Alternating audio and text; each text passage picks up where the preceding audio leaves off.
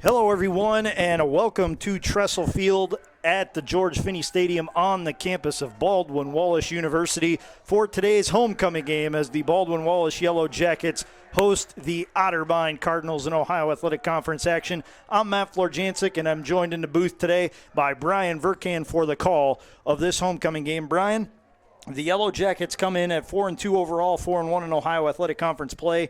Otterbein is the exact opposite at 2-4 and 1-4 in the Ohio Athletic Conference. What are you expecting out of today's game? I'm looking for Baldwin Wallace to have a real good game, hopefully. Big point I want to stick out is need to keep the turnovers at a minimum. So far, they're averaging about 3.5 turnovers a game. Otterbein does not turn the ball over a lot.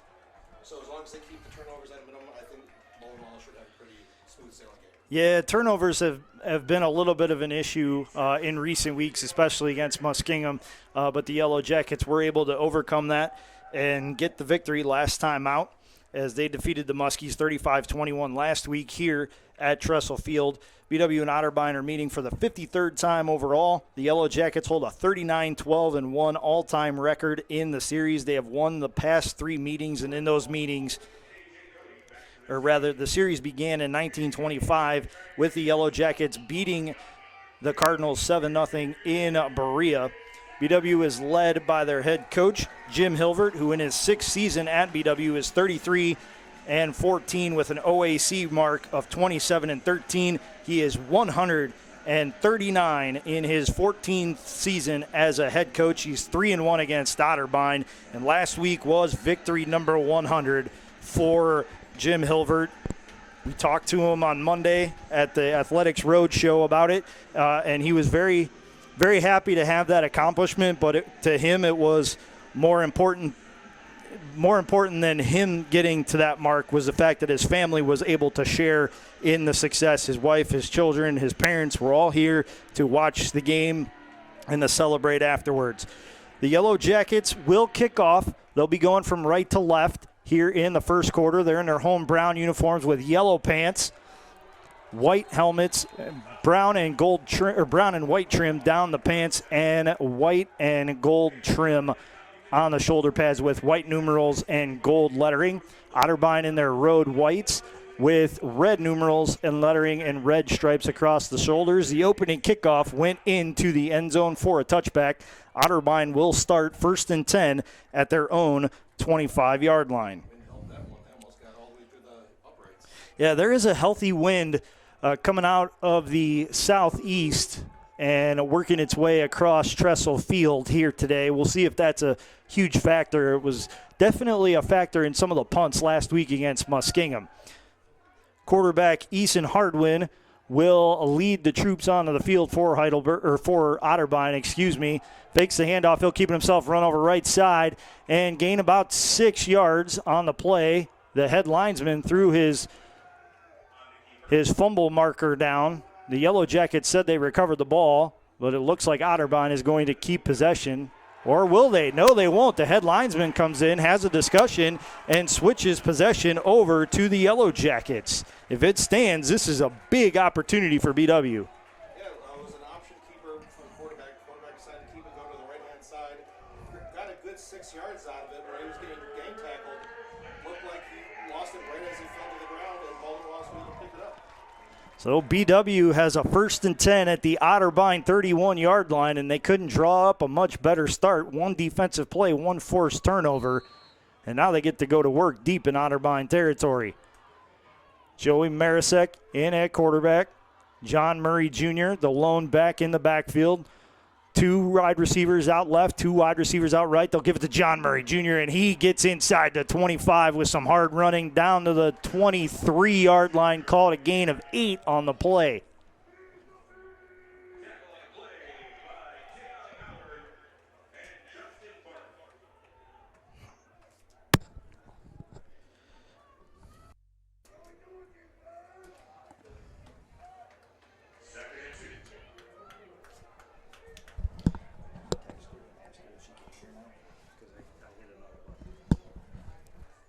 2nd and 2 for the Yellow Jackets. Marisek takes the snap, hands off to John Murray Jr. He spins down to the 21-yard line, and that should be enough for a first down.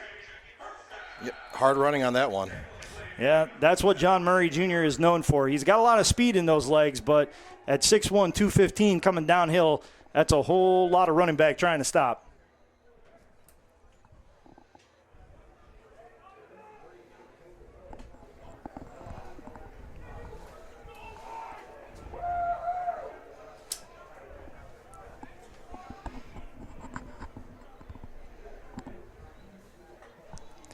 Marisek takes the snap from the 20. He's going to run up the middle on a keeper, and he is going to dive at about the 16-yard line.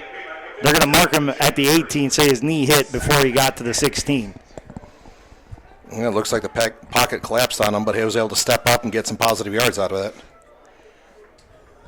Yeah, it gets a little tougher down in the red zone to try and find those yards. But Marisek able to have a positive play. He sends the tight end in motion. That's Jonah Schrock. Hand off to John Murray Jr. He slips, getting towards the line of scrimmage, and he will get no further than the line of scrimmage at the 18-yard line. That'll bring up 3rd and long for the Yellow Jackets. Yeah, Otterbein read that pretty well. Had about 3 defenders in his face right as he got to the line of scrimmage. He got hit.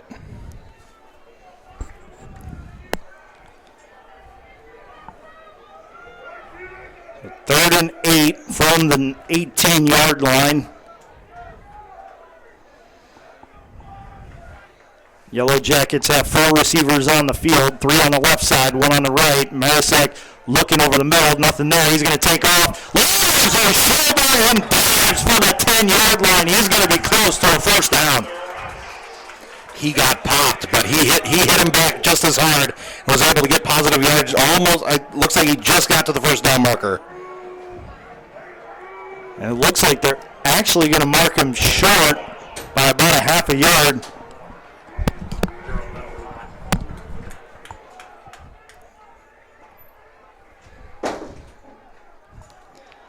So 4th down, decision time for the Yellow Jackets. Doesn't look like they took too much time to make that decision. They bring in their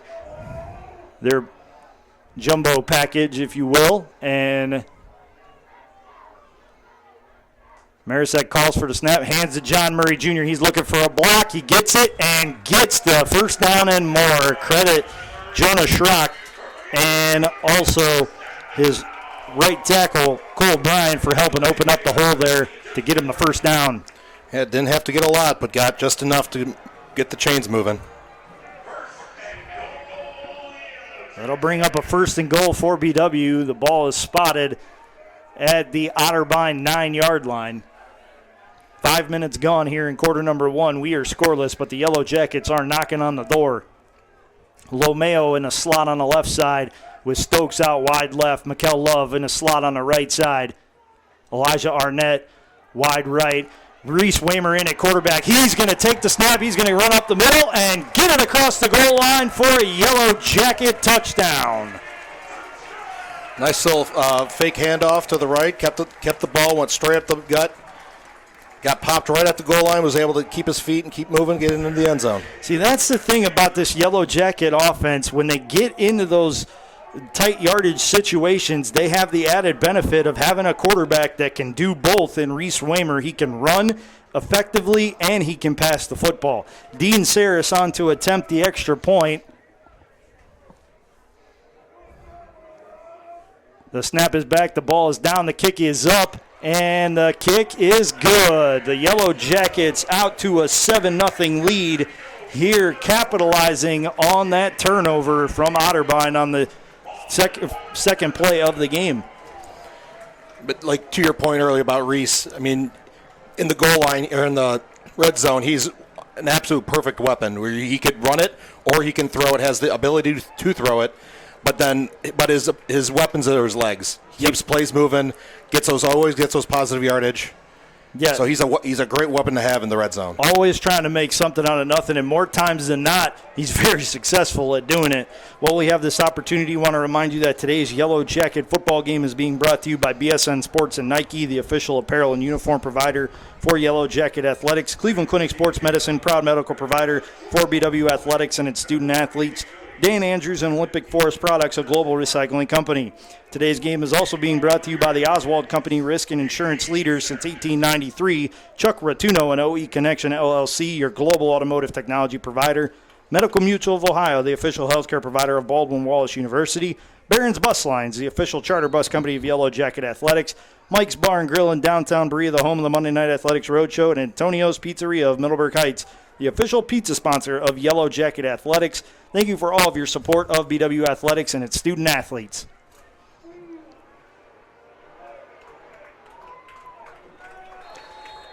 The Yellow Jackets kickoff will be another touchback. Dean Saris, 2 of 2 in that scenario.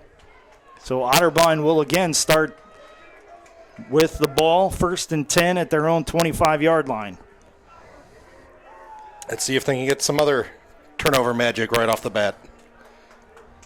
That would be quite the day to start the homecoming. If you can force 2 turnovers on 2 possessions. Get the fans excited.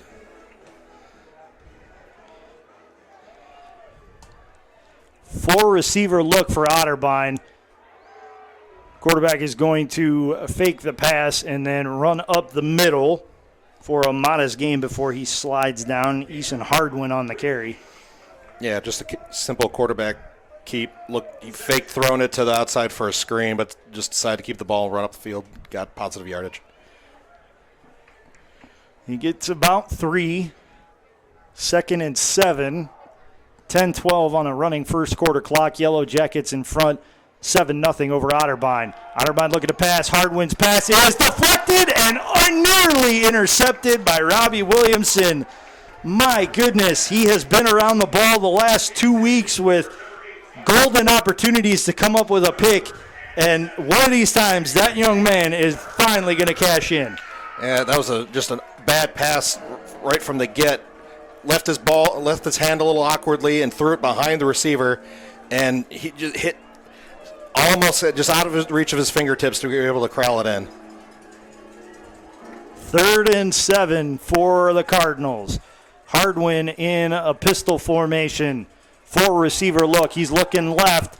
Now throws towards the sideline, and Robbie Williamson will break it up for the Yellow Jackets, and he'll force a punt. Yeah, tried for a deep pass along the sideline. Really had Williamson got real good in step with the receiver. Really couldn't get any separation. Made a great defensive play to knock it down. Yeah, it was a tight window. If that one was going to get completed, that would have been a heck of a play. So 4th down and 7 for the Cardinals. They will send on the punting unit. And that's Aiden Snyder who will handle those duties today.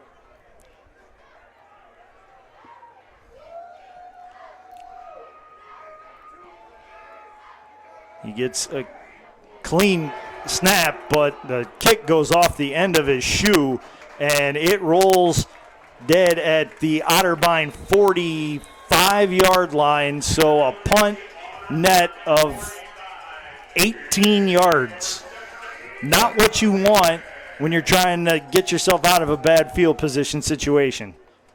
No, he had a lot of Baldwin Wallace players right in his face as that ball hit his foot, and it was a knuckleball. It barely got maybe 10 feet off the air. Yeah, it did not get any airtime. It had a nice roll to it, but that resulted in probably half the yards on that punt. So Yellow Jackets sitting pretty, 1st and 10 from the Otterbein 45-yard line.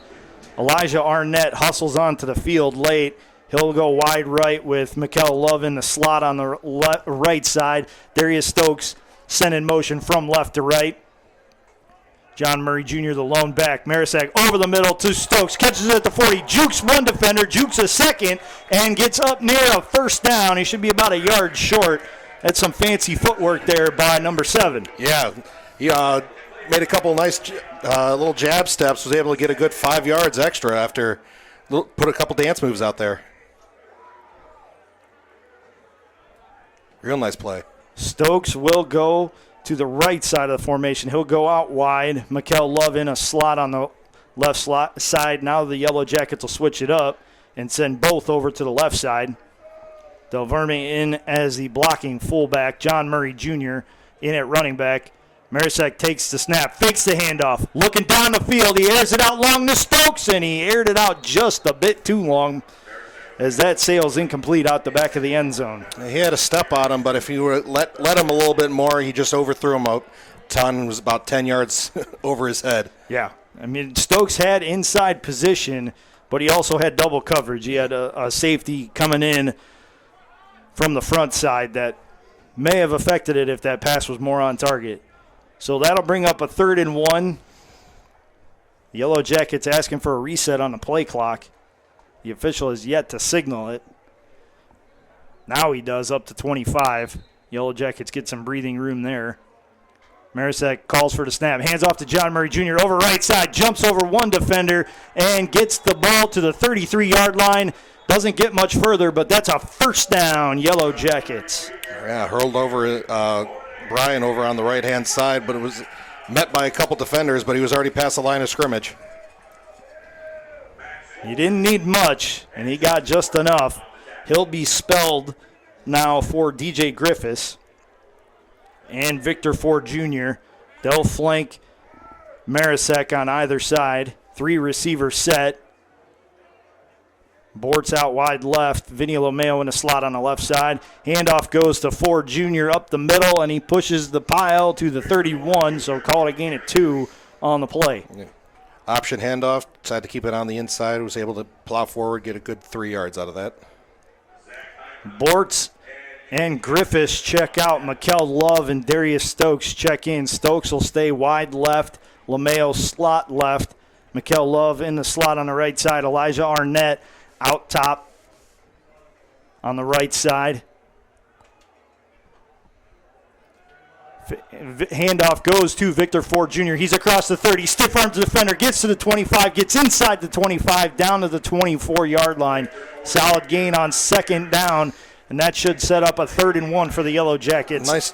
Nice little inside run there. He was able to bounce it to the outside after getting past the first line of defenders. Was able to just get about to the first down marker.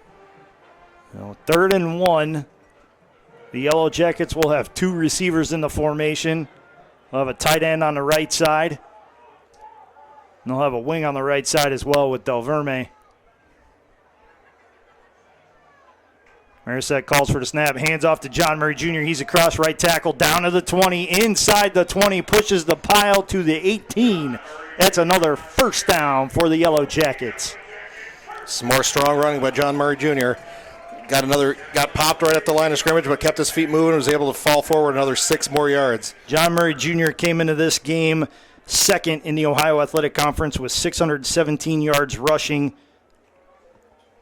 and also second in carries with 127 rushes on the season. Just 3 touchdowns for the senior.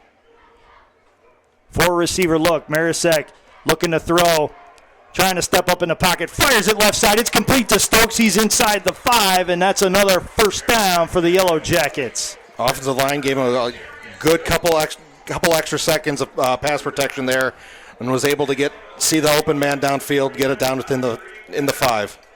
So 1st and goal, Yellow Jackets. Ball spotted at the 4-yard line. Marisek still in at quarterback.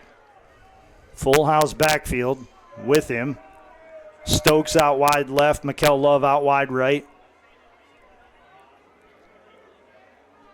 Marisek gets the snap, turns, hands off to John Murray Jr. He's inside the 5, tries to spin out of a tackle, gets to the 4, gets back to the line of scrimmage, and will get no further.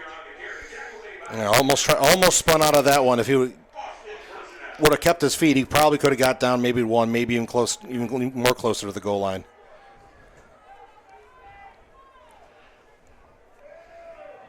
Second and goal from the Otterbein 4. Marisek calls for the snap, hands to John Murray Jr. again. He's over right to left tackle, pushes the pile in, and he's in for the Yellow Jacket touchdown. John Murray Jr. hitting pay dirt for the 4th time this season. Handoff off tackle to the left. Hole in the left side of the offensive line just got great push off the line and was just pushing the defensive line right into the back of the end zone. John Murray Jr. finishes it off. That's what you like to see, the Yellow Jackets continuing to capitalize on Otterbein mistakes. On the first possession, it was a lost fumble. On the second possession, it was a bad punt that didn't have a lot of distance. Both times, BW starting on Otterbein's side of the 50. Dean Saris' extra point is on the way, and it is good. The Yellow Jackets now enjoy a 14-0 lead over the Otterbein Cardinals. 5:44 to go here in the first quarter. I don't think you could have a better start for the Yellow Jackets than what we're seeing today.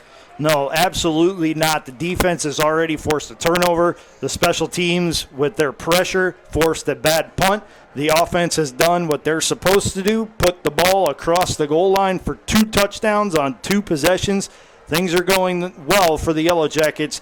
The key, according to Coach Hilvert, though, is finishing.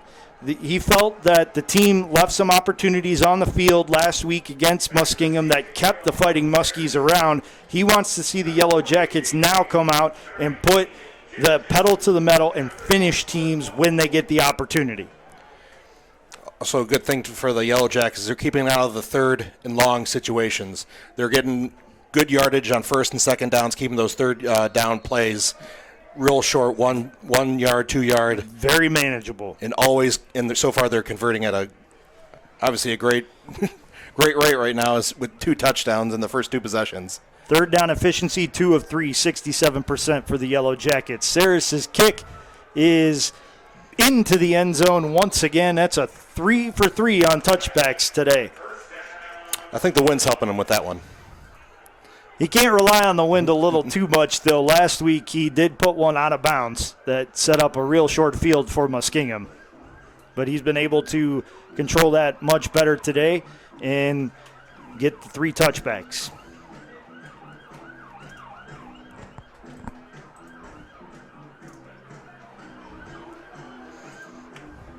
Let's see how Otterbein responds now, being down 2 touchdowns so early in the game. Hardwin in at quarterback. He'll hand off. Modest gain on 1st down. Getting the carry was Siraj Muhammad. Yeah, looked like Muhammad was trying to break it out to the outside. However, Baldwin Wallace kept great contain on the right-hand side. Maybe got 2 yards out of it. 2nd down and 8 for the Cardinals as we approach 5 minutes to go here in the first quarter. From Tressel Field, the Yellow Jackets in front of Otterbein, 14-0. Hardwin in a pistol formation. Calls for the snap. Hands off to Muhammad again. We have a flag right at the snap and a very modest gain of about 2 yards for Muhammad. Looks like it's going to be on Baldwin Wallace. Encroachment on the defense. Got a little bit too antsy at that line of scrimmage. That'll cost them 5.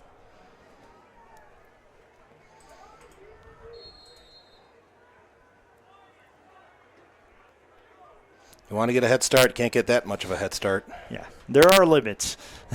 And the Yellow Jackets crossed it on that one. But still, 2nd down for Otterbein. 3 yards to go now. And they have a 5-receiver look. 3 out left, 2 out right.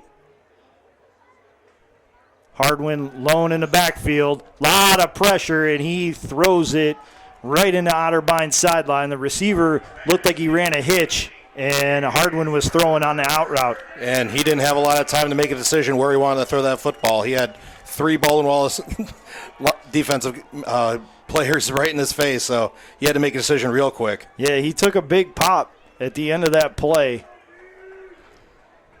We'll see if he's able to shake off the pressure and try to get a conversion here. 3rd and 3 for Otterbein. 4 receiver set, 2 to the left, 2 to the right. Muhammad goes in motion, left side. They're looking towards him, and it's a first down and much more. He catches it at the 45, gets across the 50, and it gets down to the Yellow Jacket 47-yard line. Brandon Seawright was in coverage, and he never looked back for the ball. Yeah, his head was in the wrong spot. He was looking on the wrong side. Muhammad came back just inside just a bit, catch the ball, and was able to get about 10 more yards out of after the catch. So first down, Otterbein. That's their first conversion of the day. They'll have a 3 wide receiver look out right with Muhammad in the backfield. Hardwin looks like he's changing up the play. 6 on the play clock. He'll get the snap. Handoff to Muhammad, and he is wrapped up at the line of scrimmage, and he will get absolutely nowhere.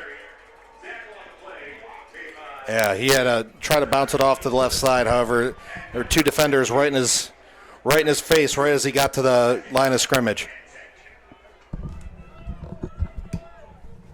2nd and 10 from the BW 47-yard line for Otterbein. 3:23 on a running first quarter clock. Otterbein looking to sustain a drive and cut into a 14-point Yellow Jacket lead. Muhammad goes in motion to the right side. Hardwin looking for somebody, and he overshot Robert Jordan IV. The wide receiver was wide open, and Hardwin just missed him. He wasn't even looking for the ball. That ball was supposed to go off to the right-hand side. It was supposed to be a fade route. However, there was a bad miscommunication, and then he went to go to the left, and receiver over there wasn't even looking for the ball. He thought the play was going to the other side of the field. Yeah, miscommunication sets up a 3rd and 10 for the Cardinals. You always got to pay attention. Even if you know the play's not coming to you, you always got to pretend it is. Hey, you never know. With a mobile quarterback, any play can come to you at any time.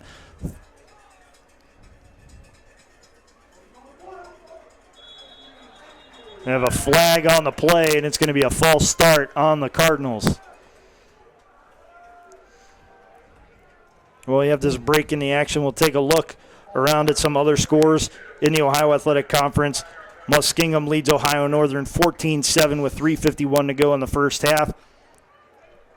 Mount Union with a 21-0 lead over Wilmington at the start of the second quarter. Other scores around Ohio. The Oberlin Yeomen are losing to the Wabash Little Giants 45-14. Denison is beating Wittenberg 28-10. Ohio Wesleyan with a 19-0 lead over DePaul at halftime, and Worcester with a 35-0 lead over Hilbert at halftime. 3rd and 15 for the Cardinals. Hardwin gets the snap. He's looking left, throws down the field. It's intercepted by the Yellow Jackets at the 42-yard line, and hustling all the way to Otterbein's 40-yard line rather is Anthony Kendall. I don't know where Hardwin was looking. If he was looking for an open receiver, there was nowhere one over there, and he threw it right into triple coverage, and just sitting there waiting for the ball. Doesn't usually end well when you go into triple coverage like that.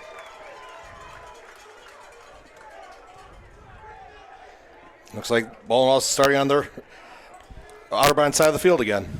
So the Yellow Jackets are 3 for 3 in possessions in terms of starting in Otterbein territory. They start 1st and 10 at the Otterbein 40. They have cashed in on both previous drives, looking to make it a 3-score lead. Trips wide receiver left. It'll be Mikkel Love who catches it at the 35, slips, but still maintains possession of the ball and gets up to the 34-yard line. Gain of 6 on the play. A quick 3-step drop. Love came in for a little hitch on the inside. Got a good 6 yards on your first play on first down. Andrew Bortz out wide right. Tim Conwell in the slot on the right side. Darius Stokes out wide left. Victor Ford Jr., the lone back in the backfield with Marisek. He takes the pistol snap. He's going to be flushed to the right side of the pocket and spins out of one hit, but not the second. As he gets to the 35, it'll be a loss of 1 on the play, 3rd and 5. Otterbein came on and looked like a delayed blitz. He was able to get outside the pocket, however, was only able to get back to the line of scrimmage over on the right-hand side. So 3rd and 5 for this Yellow Jacket team. We're under 2 minutes to go here in the first quarter. BW looking to build on what is a 14-0 lead. 3 receiver set, 2 to the left, 1 to the right. Schrock in motion, right to left. Marisek calls for the snap, hands off to Victor Ford Jr., and he gets close to a first down. He'll be about a half a yard short, and it's decision time for the Yellow Jackets. Yeah, it looks like he got right up to the line of scrimmage. However, instead of Otterbein was able to bend him backwards, so he was able to cross over the line of scrimmage, or first down line. So 4th and short, and the Yellow Jackets will bring out John Murray Jr. Tight end is a wing on the right side. 2 wide receivers right. Stokes out wide left. Merzak gets the snap. Hands to John Murray Jr. He pushes it across the 30 down to the 29. It's a first down for the Yellow Jackets.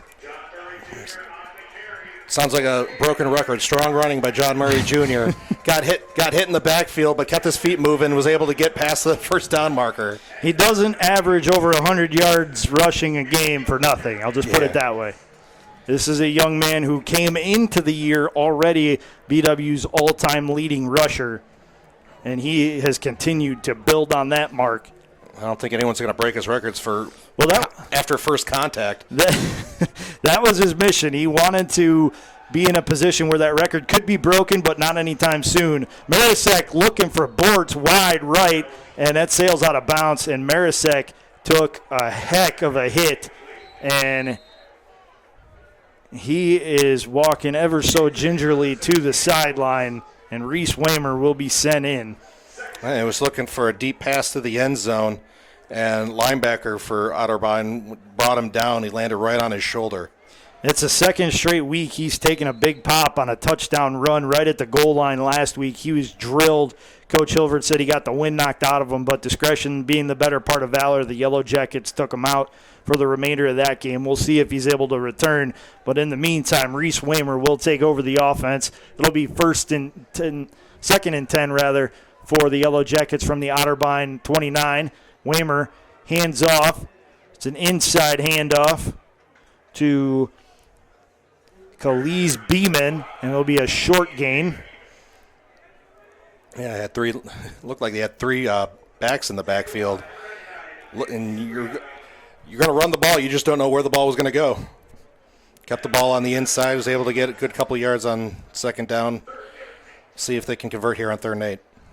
The question is whether they want to run another play. They do not have to, and it doesn't look like they are intending to either.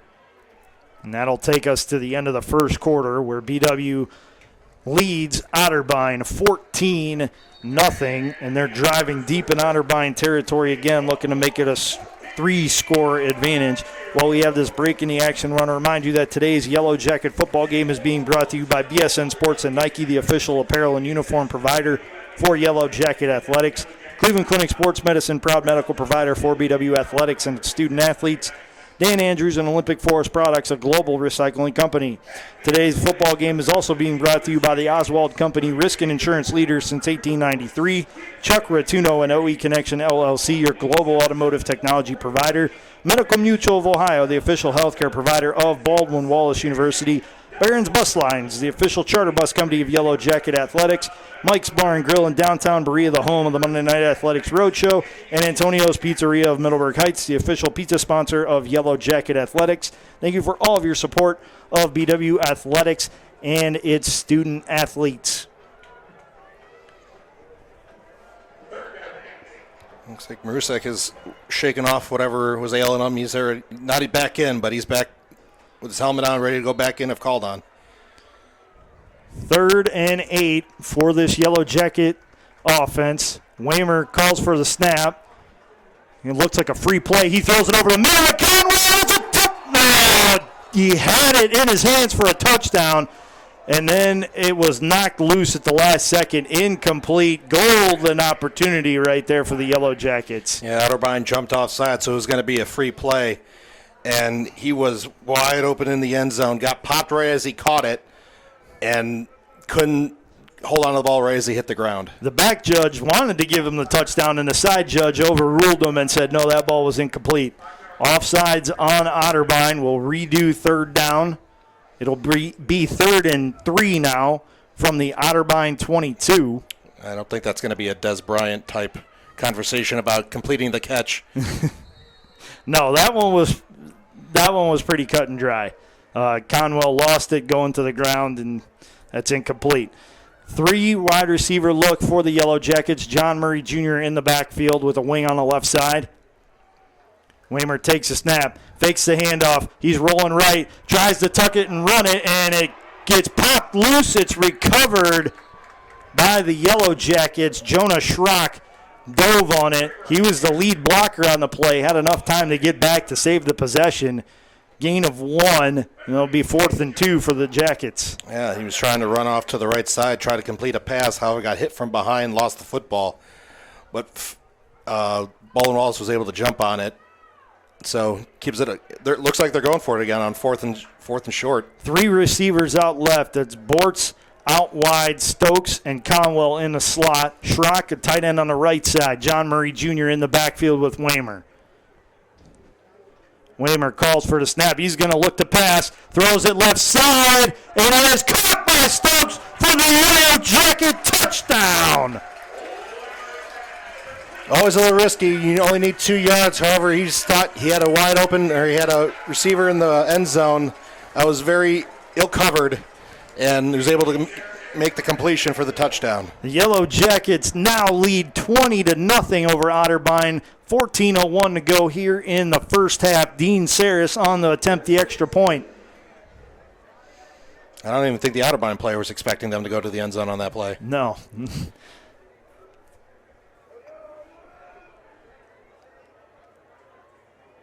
Snap is back, ball is down, kick is up, and the kick is good. The Yellow Jackets enjoy a 21-0 lead over the Otterbein Cardinals here early in the second quarter of the homecoming game. Yeah, made a couple good conversions on 3rd and 4th down again on this drive. Just keep the momentum, keep the ball in your possession. Usually good things happen when that happens. BW just 2 of 6 on 3rd down, but how about this? Coach Hilvert showing some trust in his offense. 3 of 3 on 4th down conversion attempts. Yeah, that's showing a lot of trust in your offense right now. Almost betting, like daring Otterbein to stop you. And I think it goes back to the point that Coach Hilvert talked to me about on Monday, is wanting to have that finishing instinct to just finish off an opponent when the opportunity presented itself. They're trying to right now. They're Otterbein's reeling right now. And they're Baldwin Wallace just throwing haymakers at them. And they're landing. That's the key. Those haymakers are landing early in this first half. 14:01 to go here in quarter number 2. The Yellow Jackets lead 21-0. Saris's kickoff will be fielded at the 12-yard line.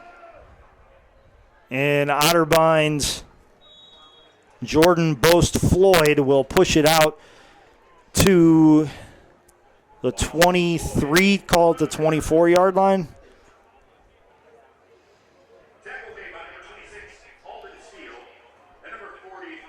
Yeah, then now going against the wind, that he didn't get a lot of foot on that one. Turned it right from the 12. Yeah, that is a much different look, which I think also plays into the fact that BW went for it on 4th down instead of attempting a long field goal on their last offensive possession. 1st and 10, Otterbein, ball spotted at their own 25. They've started all their drives at the 25, 3 by touchback and 1 on a return. Hardwin throws it left side. It's complete to Christian Padaky, and he'll have a 1st down for Otterbein. Padaky from not too far up the road in LaGrange, Ohio. He went to Keystone High School. Covered him playing some basketball out for the Wildcats.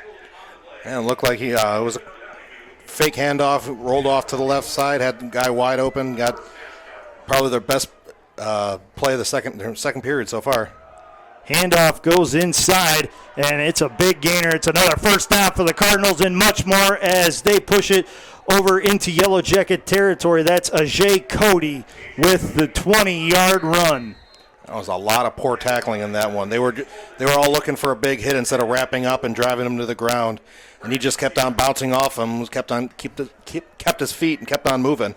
1st and 10, Otterbein. Ball at the BW 38-yard line. Fake the handoff to Cody. Hardwin swings it out to a receiver on the right side. It's Damian Whaley with the reception, and another Otterbein first down. He gets some good chunk plays right here. That's 3 big plays in a row, 3 straight first downs. Probably got more yardage on this drive than they had in the first quarter. Yeah, definitely the case for Otterbein.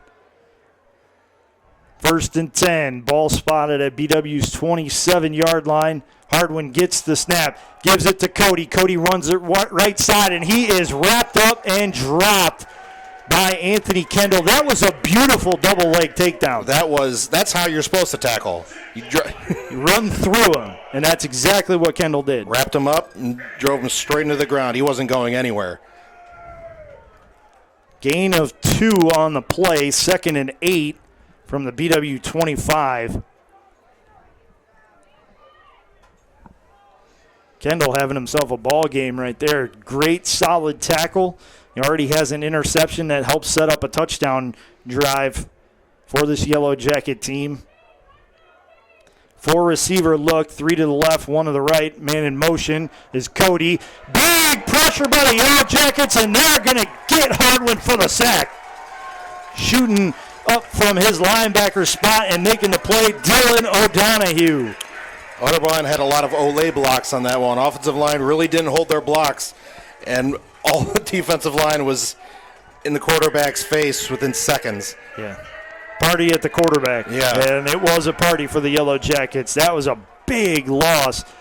About 8-yard loss on the play. It'll bring up 3rd and 18 for Otterbein from the Yellow Jacket 35. 4 receiver look, 3 to the left, 1 to the right. Cody the back in the backfield. Hardwin takes the snap.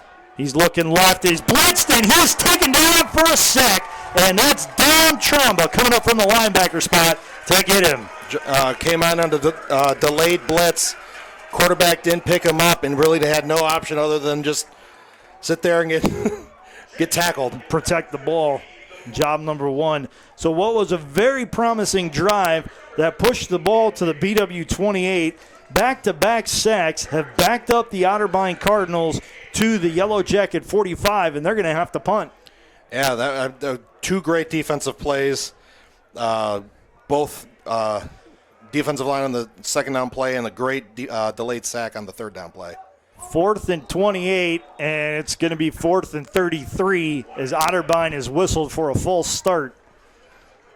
So just when it couldn't look much worse for the Cardinals, they start struggling again. When it rains, it pours.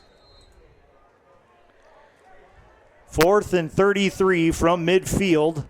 As we approach the 10-minute mark here in quarter number 2. Aiden Snyder on the punt. Fields the good snap. Gets the right foot into it. Much better than his first attempt. And it'll be fair caught for the Yellow Jackets at the 17-yard line. That was a very tough, fair catch. He had to go diving for it. So make sure the ball didn't get into inside the 10, but that's a risky catch right there. Yeah, and it's risking fumbling it. It's not an easy day to be a punt returner either. It is very sunny here in Berea, not a cloud in the sky on a beautiful homecoming day here in Berea. 1st and 10, Yellow Jackets, ball on their own 17-yard line. Marusek's back in. Marusek is back. After taking a big pop on the last drive, he hands off. And that is DJ Griffiths pushing the pile out past the 20, just shy of the 21-yard line. Yeah, got contact right at the line of scrimmage. However, offensive line we're keeping moving, pushing the defensive line back, was able to get 3 yards out of that. 2nd and 7 for the Yellow Jacket offense. Ball spotted just shy of the 21-yard line. 3 receiver set. Tight end, a wing on the left side. Now Schrock sent in motion to the right. Marusek gets the snap. Hands off to Griffiths. Griffiths getting stretched out, and he is going nowhere. Coming up with the initial hit is Charlie Hornacek from his linebacker spot. He really helped stretch out that play and made it a negative play for the Yellow Jackets. Big-time negative play as it drops back to the 15-yard line, so called a loss of 5 on the play. It'll be 3rd and 12. That was a long developing stretch handoff play that Otterbein read really well, kept on getting good penetration into the offensive backfield, is able to push him all the way back. Marusek calls for the snap, throws it right side, and Elijah Arnett has it bounce off of him and fall incomplete. Otterbein looked like they jumped. Coach Hilvert had a talk with the head linesman, and it did not result in anything positive for the Yellow Jackets, and it looks like they're going to have to punt for the first time today. Yeah, it looked like the defensive line jumped off sides. However, the officials kept the flags in their pockets. Baldwin Wallace thought it was a free play, so they made a deep pass. It would have been first down yardage if it was complete, but no call and no catch equal 4th and 12, and the Yellow Jackets' first punt, and they're punting into the wind. Dylan Kuhlman on to kick it away for the Yellow Jackets. Back deep to return, Gavin Edwards. Kuhlman gets a low line driver, and Edwards scoops it at his 47 and is taken down at his own 44. He tried to cut left, and the Yellow Jackets said nothing doing on that play. And coming up with a stop, it was Kane Baker, backup wide receiver, with the tackle. Don't have to worry about the wind if you keep the ball low like that. Got a good kick out of it, and then special teams was able to get the returner back another extra 5 yards from when he caught the ball. So it's 1st and 10, Otterbein, ball at their own 44-yard line, and we will see what the Cardinals are able to do. They had a turnover on their first drive. They punted on the second, and they had a promising drive going earlier in the second quarter, and then back-to-back sacks by the Yellow Jackets pushed the Cardinals out of field goal range and out of reasonable conversion on a 4th down attempt range. Hardwin in the pistol formation, 3 receivers right. Handoff goes inside, and bouncing in the middle is Jordan Boast Floyd, and he gets a gain of about 6 yards. Yeah. Inside run, Otterbein got a good push right off the line of scrimmage, and he really didn't get touched until he got to the second line. So 2nd and 3, they gave him 7 yards. 8:09 to go here in the first half.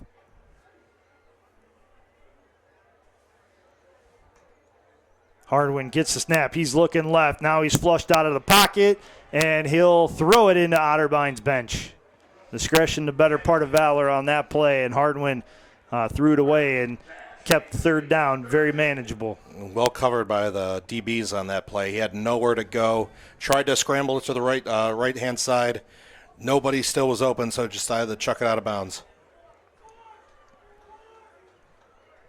3rd and 3 from the BW 49-yard line. Otterbein with a 3-receiver look. The tight end is a wing on the right side. 1 back in the backfield.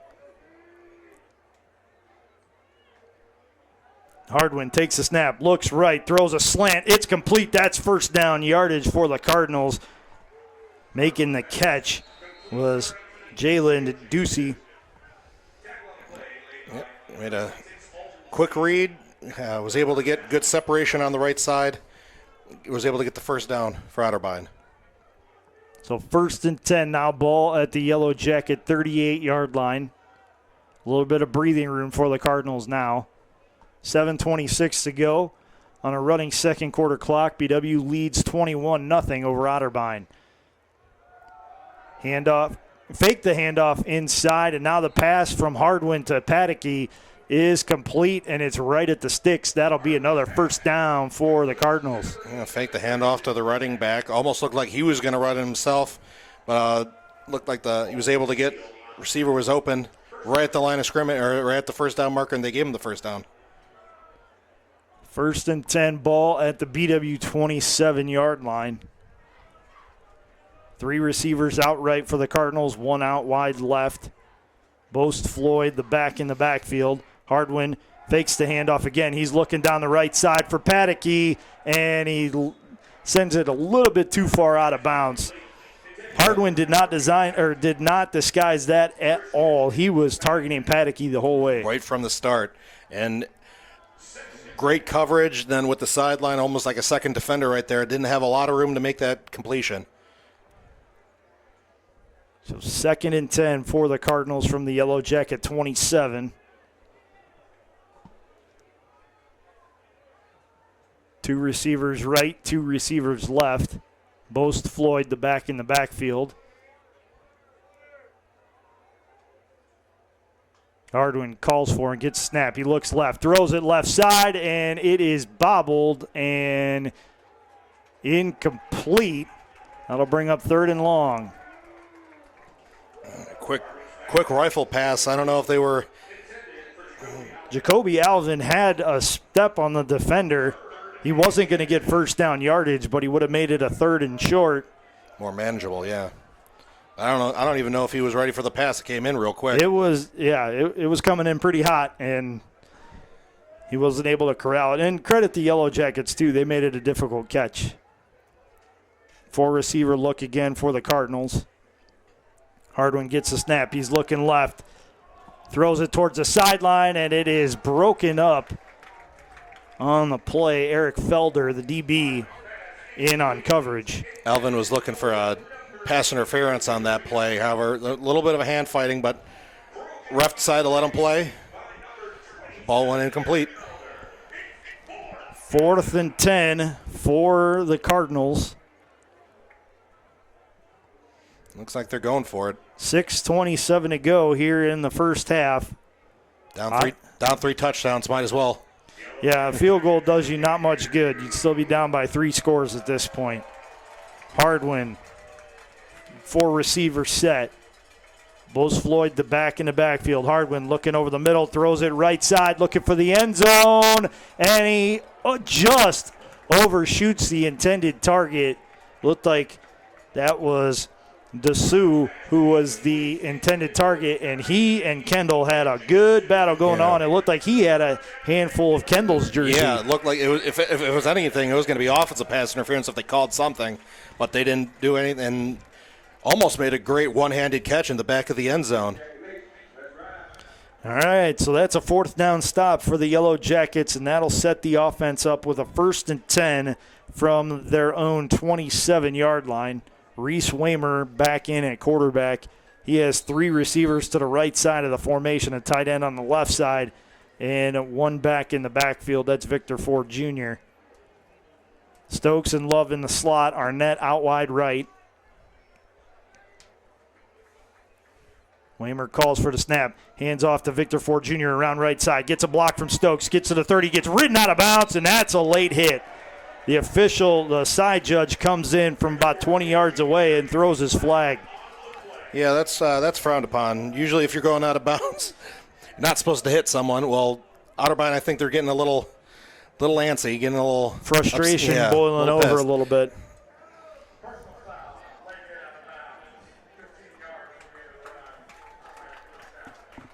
It was a good run. Yeah, was able to get 4 yards, and then while he was going out, he was getting tackled out of bounds. Another Otterbein defender tried to give him a little extra oomph at the end. Yeah, 15 yards the hard way for Victor Ford Jr. Full house backfield for the Yellow Jackets. 3 backs, 2 flanking either side of Reese Waymer and John Murray Jr. behind him. And it'll be Murray Jr., the one who gets the handoff, gets across the 45, gets to 50, and gets no further than midfield. But good first down run, gain of 4 on the play. Yeah, great inside run there. Got past the line of scrimmage. Was able to keep his feet moving, got 4 yards out of that. So completely different formation for the Yellow Jackets as about 5 different players come off, including Reese Waymer. That'll mean Joey Marisek will check back in. He sends Stokes, Love, and Arnett out to the left side of the formation with Schrock, the tight end, on the right side, and 1 back in the backfield. Marisek gets the snap. He's going to step up in the pocket, gets across the 50, across to the 45, dives after he crosses the 40. It's a first down, Yellow Jackets at the Otterbein 40-yard line. Yeah, was looking to the left. However, didn't see anybody open. But the offensive line was able to push everyone away from the middle, and he just walked up right into the middle of the pocket and kept on going. 1st and 10, Yellow Jackets from the Otterbein 40-yard line. Stokes out wide left. Loving a slot on the right side. Elijah Arnett out wide right. Schrock gets sent in motion right to left. John Murray Jr. the back in the backfield. Marisek takes the snap, looks over the middle. He has a man, and it is intercepted as undercutting the route was Charlie Hornacek, the linebacker in coverage with Mikkel Love. That usually is a matchup that would favor the Yellow Jackets, but on that play, the ball wobbled a little bit coming out of Marisek's hands, and Hornacek able to take it away. Yeah, just a tad underthrown. Was able to, cut underneath him. Was able to snatch it right before he got to him. Get a big turnover for Otterbein. 4:29 to go here in the second quarter. Otterbein starts 1st and 10 from their own 13-yard line. 3 receivers out left, 1 out right. And Muhammad is the back in the backfield.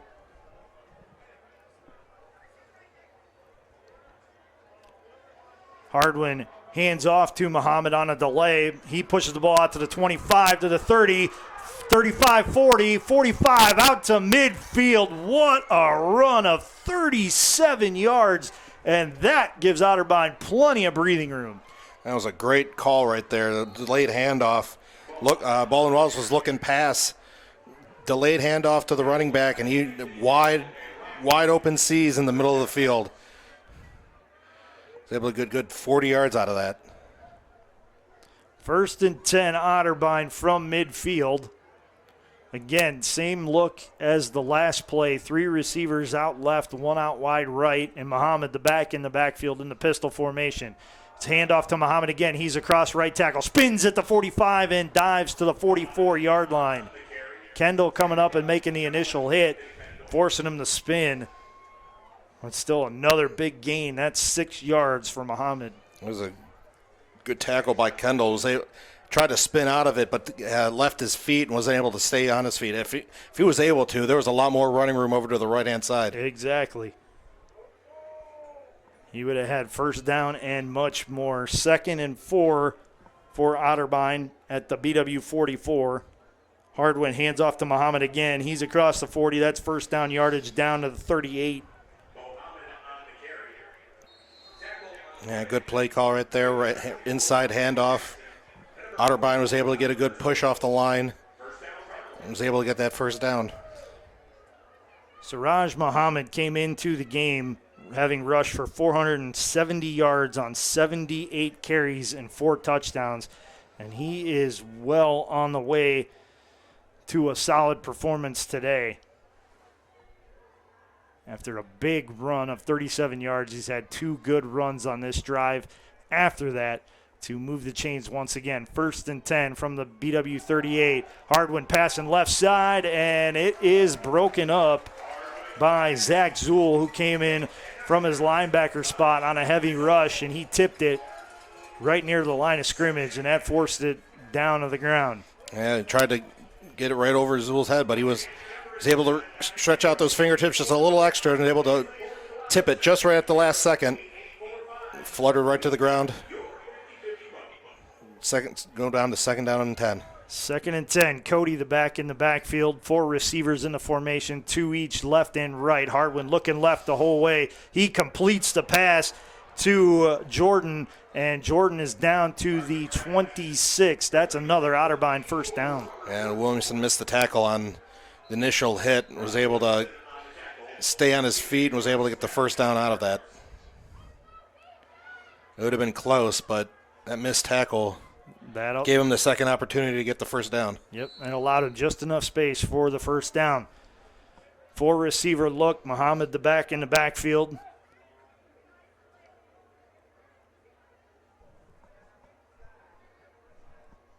.2:19 to go here in the first half. Hardwin takes the snap. He fakes the handoff to Muhammad, and that play did not have any chance to succeed as the Yellow Jackets folded up the pocket and dropped the quarterback for a 5-yard loss. Looked like another miscommunication. Running back really didn't know what he was doing. I think he expected the handoff, didn't get it, and kind of just stood there. And then I think the offensive line expected him to get it. Yeah, Hardwin tried to scramble right, and Caden Vaillancourt said, "No, you're not going anywhere. I'm going to drop you for a 5-yard loss. It'll bring up 2nd and 15. So 4-receiver look again, and now they'll bring Muhammad to flank Hardwin on the right side instead of being behind him in a pistol. Hardwin calls for the snap, looking right. Now he scrambles, steps up in the pocket, throws it down the right sideline, and it is broken up by the Yellow Jackets. Yeah, it looked like he thought about running, trying to get some yardage, but decided to stay behind the line of scrimmage, try to get the first down there. But that was a real. Might have been better had he kept the ball. He might have been able to make some positive yards. Yeah, that would be a tough pass to complete, even on the best of circumstances. And a bunch of Yellow Jacket defenders right there waiting. 3rd and 15 for the Cardinals. Ball at the Yellow Jacket 30-yard line. 3 receivers left, 1 right. Muhammad, the lone back in the backfield. Hardwin takes the snap. He's flushed from the pocket again, slips it to Muhammad, but he gets to the line of scrimmage and no more as the Yellow Jackets sniffed out the play. And now Coach Hilbert will burn a timeout with 1:07 to go here in the first half. Yeah, almost looked like a screen of some sort. Tried to roll out to the right and just kept it. Didn't even look towards the receivers. Just kept it right at the running back, and got hit immediately right at the line of scrimmage for no gain. While we have this break in the action with the BW timeout, I want to remind you that today's Yellow Jacket football game is being brought to you by BSN Sports and Nike, the official apparel and uniform provider for Yellow Jacket Athletics. Cleveland Clinic Sports Medicine, proud medical provider for BW Athletics and its student athletes. And Dan Andrews and Olympic Forest Products, a global recycling company. Today's football game is also being brought to you by the Oswald Company, risk and insurance leaders since 1893. Chuck Ratuno and OE Connection LLC, your global automotive technology provider. Medical Mutual of Ohio, the official healthcare provider of Baldwin Wallace University. Barron's Bus Lines, the official charter bus company of Yellow Jacket Athletics. Mike's Bar and Grill in downtown Berea, the home of the Monday Night Athletics Roadshow. And Antonio's Pizzeria of Middleburg Heights, the official pizza sponsor of Yellow Jacket Athletics. Thank you for all of your support of BW Athletics and its student athletes. 4th down and 15 for the Otterbein Cardinals, and they're keeping the offense on the field at the BW 30-yard line. They need the 15 to keep the drive alive.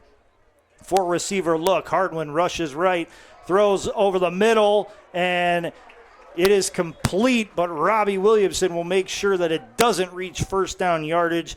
Damian Whaley on the reception.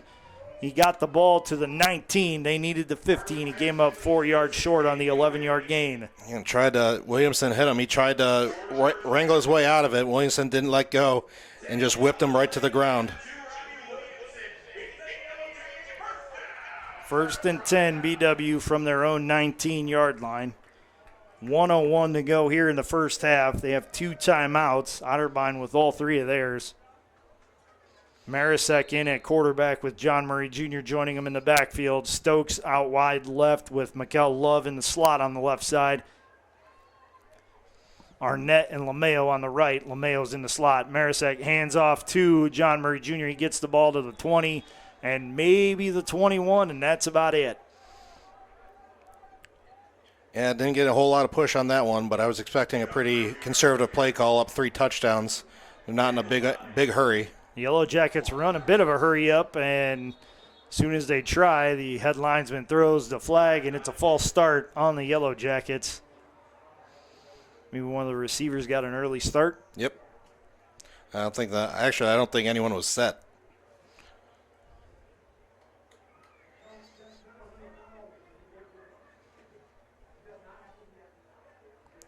And the refs are having a discussion about the discussion.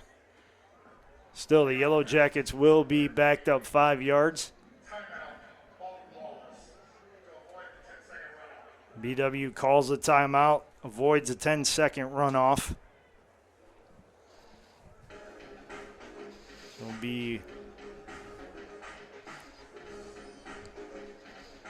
2nd and 13 from the BW 16-yard line when we resume play.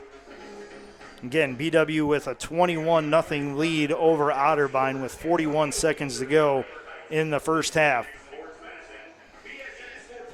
Yeah, I wouldn't be expecting a big gamble right here. You're up three touchdowns. You're deep in Otterbein deep in your own territory. Just we got to make sure you don't make any mistakes. Give the ball right back to Otterbein here and give them a chance to score. Right, and Otterbein has the opportunity to extend their drive because they have 3 timeouts. They could really make the most of it if they force a turnover. Marisek to throw. Now he's going to step up, flush to the left side, and he's going to run out of bounds at the 24-yard line. So gets back to penalty yards and about 4 more on top of it. 3rd and medium for the Yellow Jackets. And was looking to the right for a pass play. Didn't see anything open, but left side was wide open, so he decided to keep the ball and got some positive yardage out of that one. 3rd and 6 for the Yellow Jackets at their own 24-yard line. 4 receiver look, 3 out right, 1 out left. Marisek looking to pass again. He's flushed again. Now runs up the middle, gets first down yardage and more as he crosses the 35 out to the 40. They're going to mark him down at the 39 after he slid. He's going to hand the ball to the official and get it spotted. So the Yellow Jackets can conserve that final timeout. Marisek takes the 1st and 10 snap, flushed out right, and he's going to leave it well short. It's intercepted. Taking it back, Tayon Howard will push the ball to the Yellow Jacket 24-yard line. And that was the mistake that you were talking about, Brian, that you were trying to avoid if you were the Yellow Jackets before halftime. Yeah, he broke out of a potential sack in the backfield, tried to get to the right-hand side, threw it off-footed sideways, way underthrew it, and Otterbein for it. There was Baldwin Wallace receiver was 5 yards past him. The one lone good thing about the turnover is that there's only 5 seconds to go here in the first half, which means the Yellow Jackets have to defend at max probably 2 plays. Yeah, I don't even think they're going to get 2 plays. I think this is a one-play series. 4 receiver look for Otterbein, 3 to the right, 1 to the left, and Muhammad the back in the backfield. Ball at the Yellow Jacket 25, and Otterbein will burn a timeout. Give him a chance to see what BW's defense was doing. Now they'll regroup and try to adjust their play call as needed. While we have this break in the action, I want to remind you that today's Yellow Jacket football game is being brought to you by BSN Sports and Nike, the official apparel and uniform provider for Yellow Jacket Athletics. Cleveland Clinic Sports Medicine, proud medical provider for BW Athletics and its student athletes. And Dan Andrews and Olympic Forest Products, a global recycling company. Today's Yellow Jacket football game is also being brought to you by the Oswald Company, risk and insurance leaders since 1893. Chuck Ratuno and OE Connection LLC, your global automotive technology provider. Medical Mutual of Ohio, the official healthcare provider for BW Baldwin Wallace University. Barron's Bus Lines, the official charter bus company of Yellow Jacket Athletics. Mike's Bar and Grill in downtown Berea, the home of the Monday Night Athletics Roadshow. And Antonio's Pizzeria of Middleburg Heights, the official pizza sponsor of Yellow Jacket Athletics. Thank you for all of your support of BW Athletics and its student athletes. 1st and 10, Otterbein. Ball at the BW 25 after an interception from Marisek. 5 seconds on the first half clock. Hardwin steps up, gets away from a sack. Now throws it towards the end zone, and it will be out of bounds. And that will bring the first half to a close. The Yellow Jackets take a 21-0 lead into the break. They'll get the second half kickoff. An opportunity to push this lead to 4 scores. We're going to step aside for a break, and we will let you enjoy the sounds of the Yellow Jacket marching band at halftime.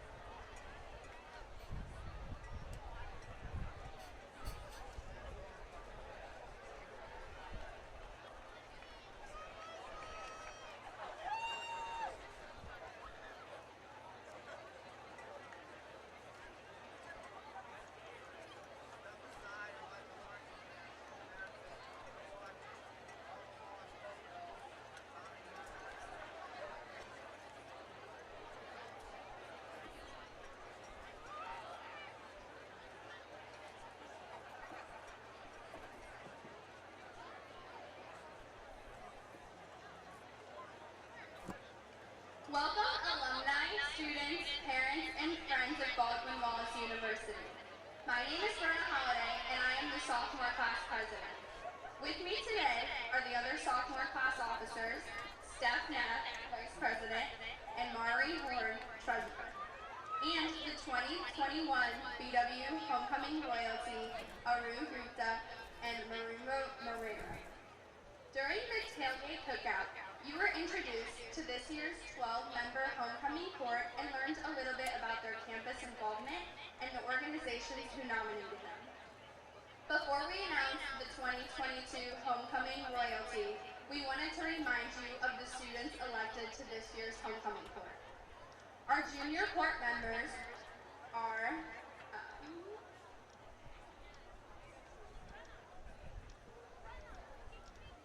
Jean-Pierre Carreno, escorted by their bestie Jason Luck, and Ira Escott, who is not here. Our senior court members are Izzy Andrews, escorted by her older sister Georgie Andrews, Alex Baker, escorted by Sigma Phi Epsilon fraternity sweetheart Kelsey Heigl, Leslie Bell, escorted by her father Joseph Bell, Grant Cordell, escorted by his mother and father, Barbara and Mark Cordell, Hannah Dick, escorted by father Anthony and mother Carrie, Elena Milana, escorted by boyfriend David Wick, Kinsler Manning, escorted by her parents Rob and Debbie Manning, Kaylee McKee, escorted by her father Jim McKee and mother Anna McKee Bruma, Austin Watkins, escorted by little sister Amaya Watkins, and Julie Wetzel, escorted by her parents Chris and Joe Ann Wetzel. And now, the crowning of the 2022 Homecoming Royalty. 2 senior members of the Homecoming Court, regardless of gender identity, who uplift and embody the mission and values of Baldwin Wallace. The first member of the 2022 Baldwin Wallace Homecoming Court is Grant Cordell. Grant, we take great pleasure in crowning you 2022 Homecoming Royalty. Please accept this crown as a symbol of this honor and promise to uphold it and protect the ideals that are part of this honored tradition.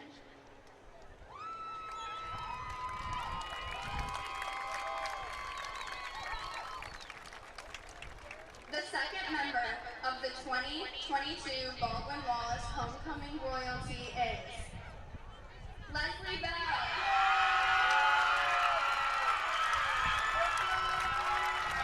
Leslie, we take great pleasure in crowning your 2022 Homecoming Royalty. Please accept this crown as a symbol of this honor and promise it to uphold it and protect the ideals that are part of this honored tradition. On behalf of the BW student body, it gives the sophomore class officers great pleasure to present these gifts to the 2022 Homecoming Royalty, Grant and Leslie. Congratulations again to all of the members of the 2022 Homecoming Court and to our newly crowned Homecoming Royalty, Grant and Leslie. We now turn the field over to the marching Yellow Jackets for their halftime performance.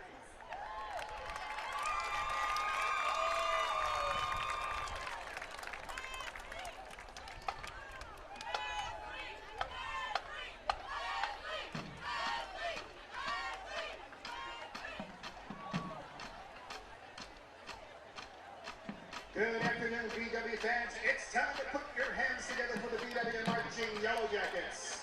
Under the direction of Doctors Andrew Meimer, Ken Highline, percussion advisors Earl Micah, Andrew Hyde, color guard advisors Dr. Julie Newcamp, Molly Sapienza, twirler coach Courtney Burkin, trumpet coach Dave McKinney.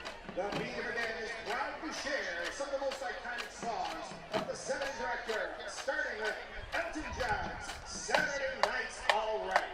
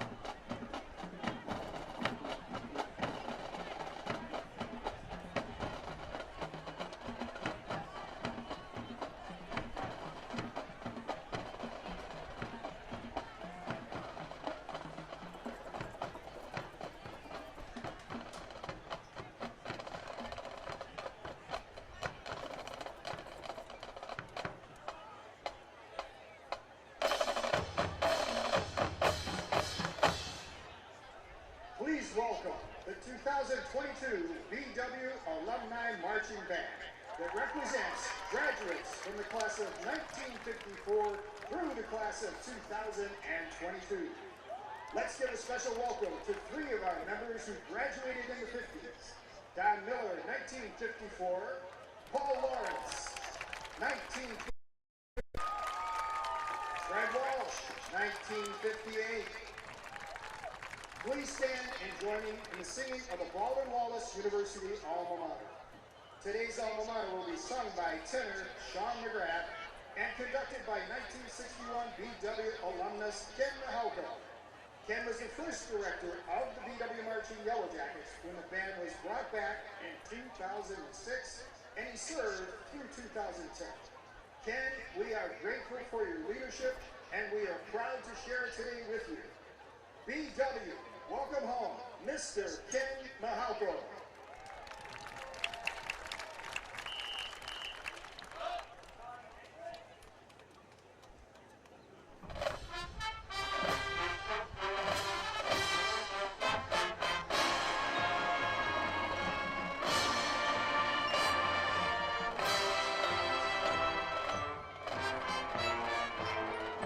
Baldwin Wallace held thy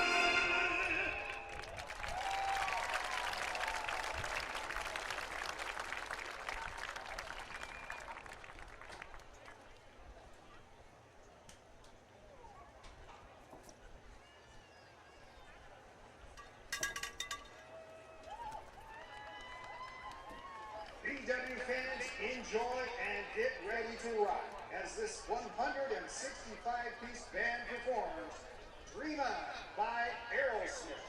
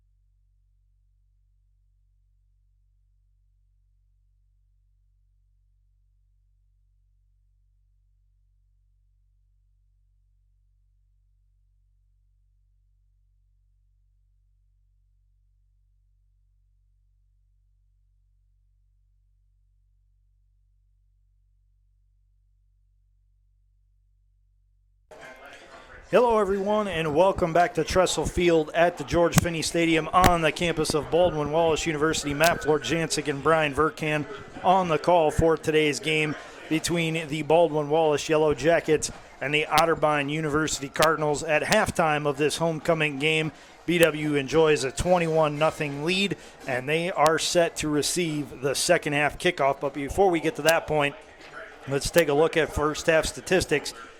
BW has 12 first downs to Otterbein's 9. BW has outrushed the Cardinals 101-54, but Otterbein has outpassed the Yellow Jackets 90-50.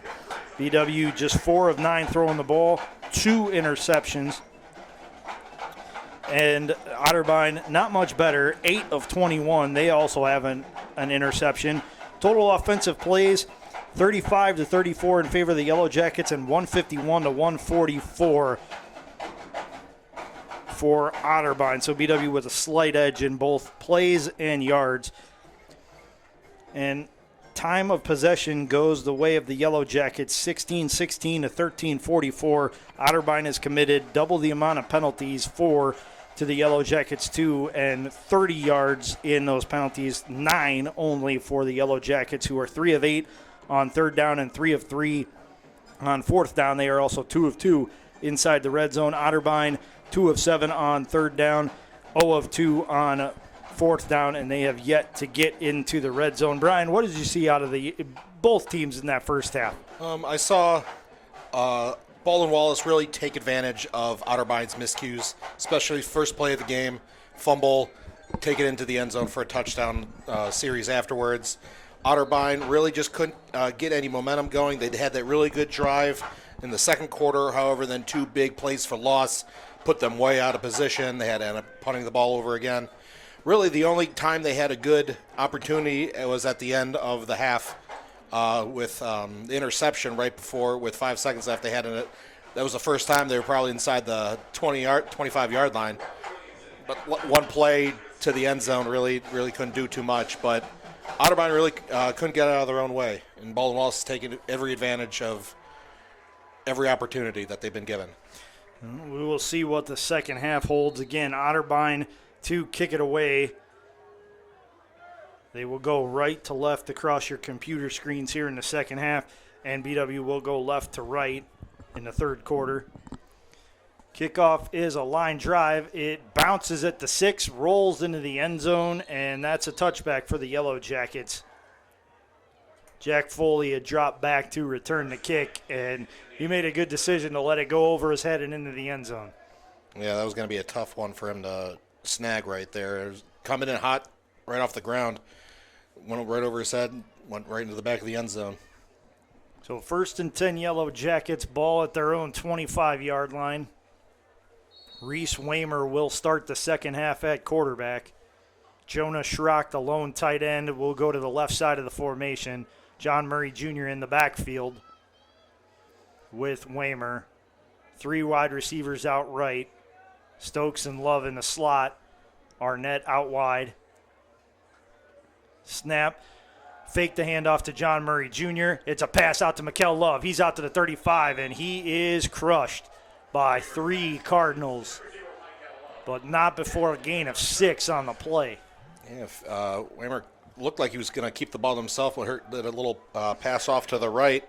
Was able to get 5 yards, but then he met a wall of Cardinals, and he took a big hit. 3 receivers out left, rather. Schrock, the tight end, on the right side. John Murray Jr. in the backfield with Waymer. 2nd and 4 from the 31. It's a fake handoff to John Murray Jr. Waymer throws on the run to Mikkel Love. First down yardage and more as he crosses the 35 out to the 37-yard line. First down, Yellow Jackets. Yeah, faked handoff to Murray. Almost kept the ball for himself to run it again, but then saw he was wide open on the left, was able to get it out to him, was able to get the first down. It was almost like a speed option. It worked for a first down and more. Now the Yellow Jackets 1st and 10 from their own 37. 3 receiver look, 2 to the right.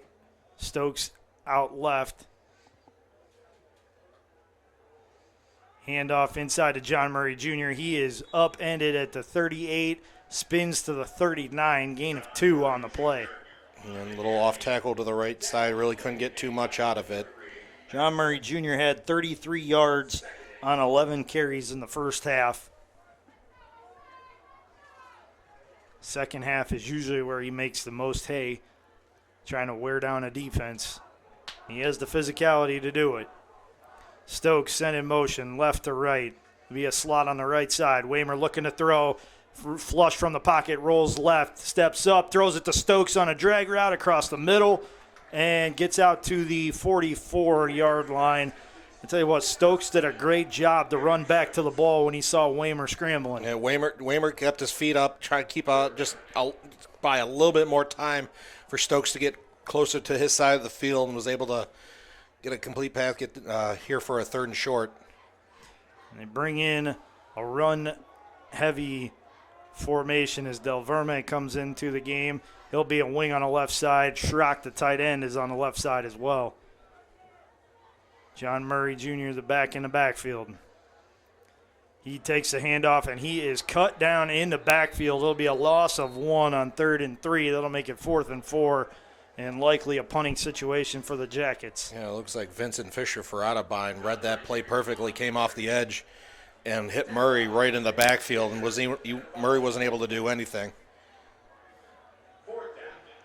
Limited the damage to just 1 lost yard. 4th and 4, BW will be punting from their own 43. Dylan Kuhlman will punt it away. And back to return it, Gavin Edwards.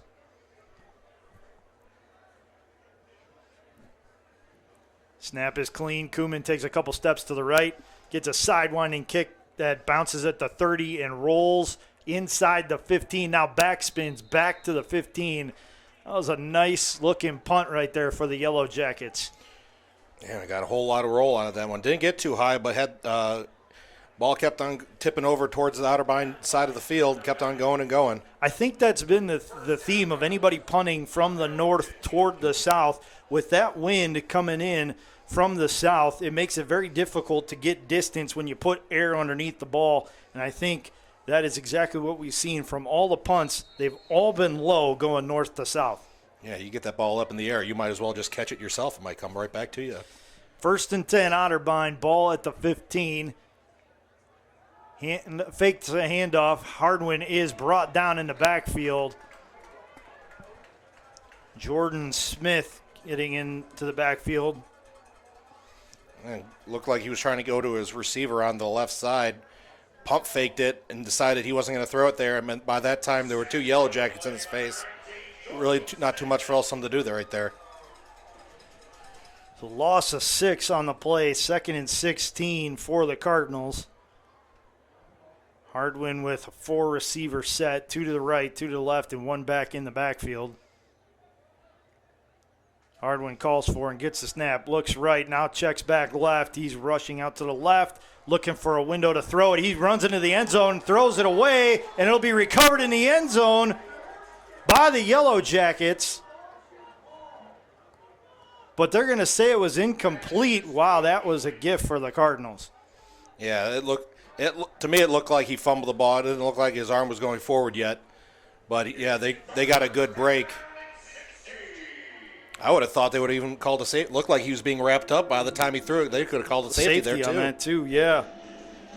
So Otterbein really lucked out on that one. Otterbein fortunate to be facing a 3rd and 16. And you'd say, well, what do you mean fortunate? They're fortunate that was A, not a safety, and B, not a fumble recovery in the end zone. Hardwin with a 4-receiver set, 2 to the left, 2 to the right. He takes the snap, and he throws it long down the right side, and it's through the hands of the intended target. He was going for Damian Whaley, and it was just through his hands. Yeah, really good defense on that play. Still more hand fighting along the sidelines that the refs they're not calling any pass interference penalties. They're letting the players play. Jake Hill will drop back to receive the punt for the Yellow Jackets. And Aiden Snyder will be on to kick it away, and he's halfway deep in his own end zone. The only good thing is the wind is at his back. He gets off the right-footed kick. It bounces at the Otterbein 48 and takes a nice cardinal roll down to the Yellow Jacket 32-yard line before it stops. That was a nice 20-yard bounce right there for Otterbein. Yeah, Baldwin Wallace always good getting to the punter, right? Almost looking like they're trying to block it.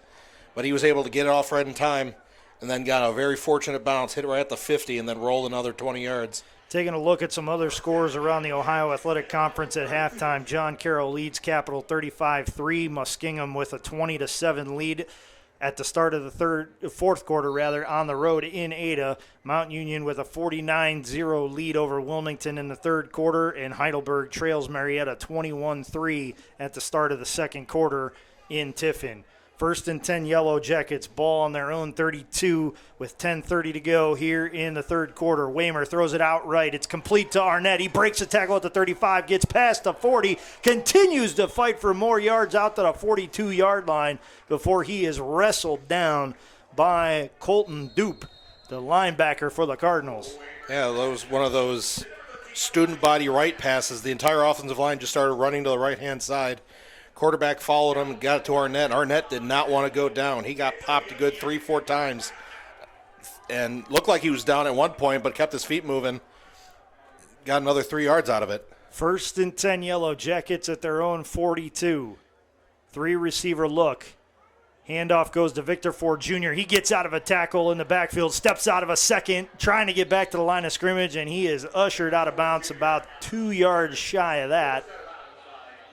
So he'll lose 2, but that could have easily been a loss of 6 or 7. Yeah, that looked like it was going to be a bad play, but he kept on fighting, getting to the outside, trying to get at least back to the line of scrimmage, and got just short of it. You have a Cardinal who is down on the field. So while we have this break in the action, want to remind you that tonight's Yellow Jacket football game is being brought to you by BSN Sports and Nike, the official apparel and uniform provider for Yellow Jacket Athletics. Cleveland Clinic Sports Medicine, proud medical provider for BW Athletics and its student athletes. Dan Andrews and Olympic Forest Products, a global recycling company. Today's Yellow Jacket football game is also being brought to you by the Oswald Company for risk and insurance leaders since 1893. Chuck Rotuno and OE Connection LLC, your global automotive technology provider. Medical Mutual of Ohio, the official healthcare provider of Baldwin Wallace University. Barron's Bus Lines, the official charter bus company of Yellow Jacket Athletics.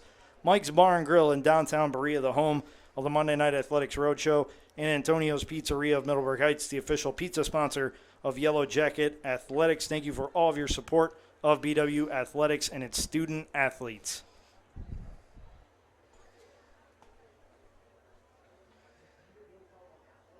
We're going to step aside for a break, and when we come back, we'll resume the third quarter of action. BW with a 21-0 lead over Otterbein, 9:42 to go here at quarter number 3. Thanks for listening and watching on BWYellowJackets.com. We'll be right back after this timeout.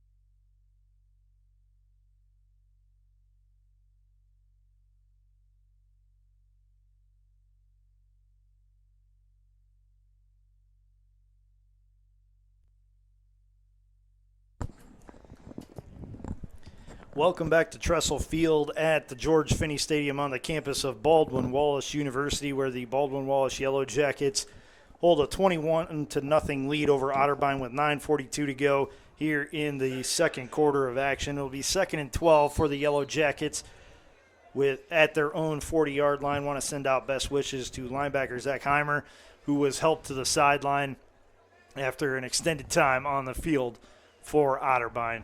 Hope the best for that young man as he is tended to by the medical staff. Hand off to Victor Ford Jr. He's across the 40, dives for the 45. He'll be short by about a yard of the 45. He'll be out to the 44.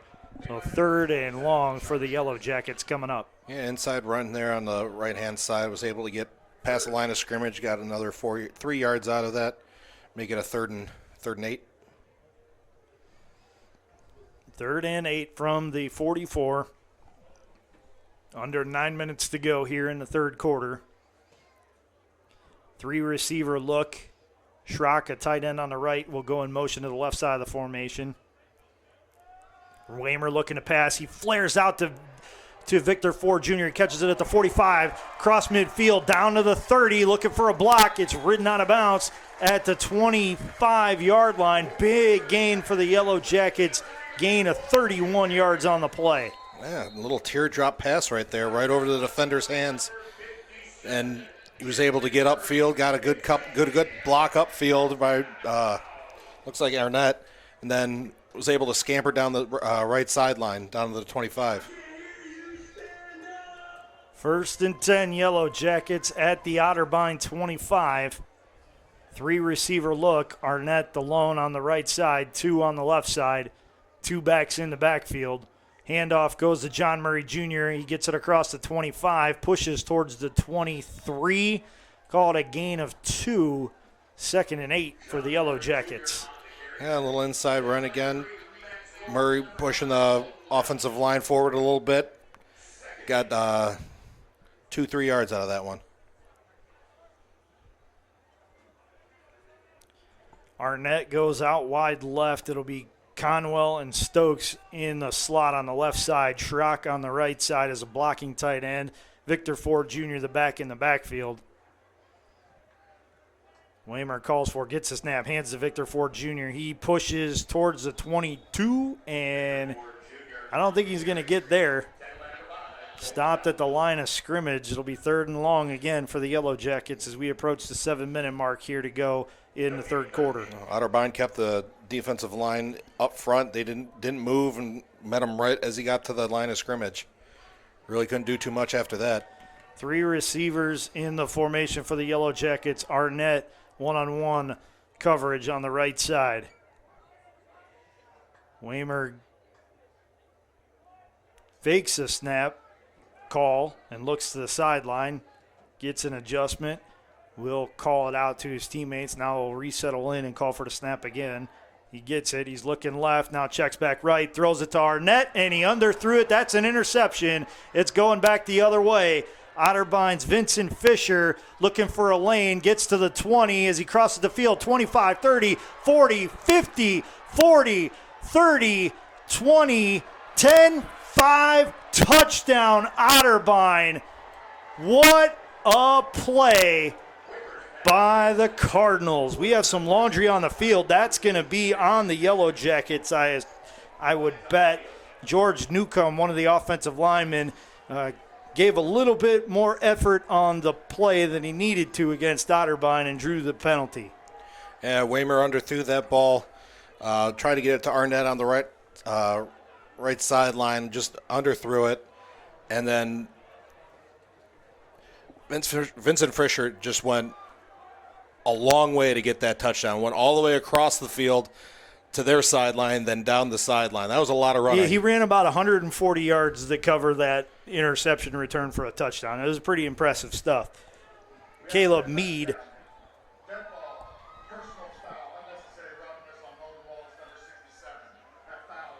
Newcomb hit with the personal foul, unnecessary roughness.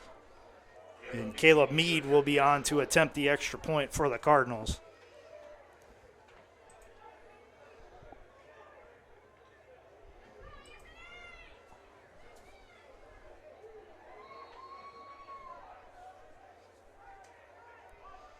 Snap is back, ball is down, kick is up, and it is good. Otterbein cuts into the Yellow Jacket lead. BW now in front 21-7 with 6:20 to go here in the third quarter. Those are the plays you don't want to see as a Yellow Jacket. You're going towards, you're getting great progress, getting to their end zone, and give up a big play like that. That's could be a momentum shifter. Hopefully, Baldwin Wallace regroups, gets a good drive out of this next one, get some more points on the board, get that back up to a 3-score lead. Vincent Fisher officially credited with a 97-yard return for a touchdown. And that was an impressive play. Caught it along the near sideline, ran all the way across the field and had enough blocking. Not that he needed a ton, but had enough to get a step on get the step on the Yellow Jackets and get all the way into the end zone for a touchdown. So it goes back to your point in pregame. You talk about BW having bitten by the turnover bug earlier in the season, and the turnover bug again comes back to bite the Yellow Jackets. Yeah, you just got to make sure that it's not doesn't get any worse than that. Luckily, you had a 3-score lead. You had a little bit of wiggle room to make a decision like that. You just can't make it sure that it doesn't happen again and again. You got to keep playing your game. They've been very good up to this point. You just got to stay in your lane. Limit the damage. Yeah. Meade on the kick it off from midfield after the personal foul against the Yellow Jackets, and no surprise there, the ball goes out of the back of the end zone. Another Otterbein Cardinal gets tangled up with a Yellow Jacket on that, and he was trying to draw a foul as well. He had some words for the official on the far sideline as he was running back toward the sideline. Things are getting a little testy here. A little bit chippy here in the third quarter. First and 10 for the Yellow Jackets at their own 25-yard line. 6:20 to go here in the third quarter. BW in front 21-7, but Otterbein, a little bit of momentum as they intercepted a pass, and Vincent Fisher returned it 97 yards for a touchdown. Waymer stays on at quarterback. John Murray Jr. in the backfield. John Murray Jr. gets the handoff. He's across the 30 and is crushed at the 32 by one of the Cardinals.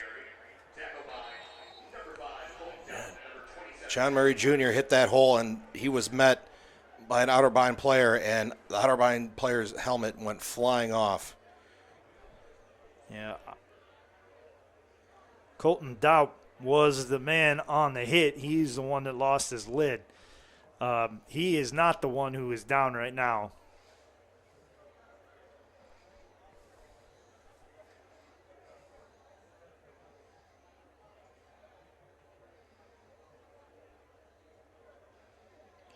We're going to step aside for a break. When we come back, we'll resume second half action here from Tressel Field at the George Finnie Stadium. Thanks for listening on BWYellowJackets.com.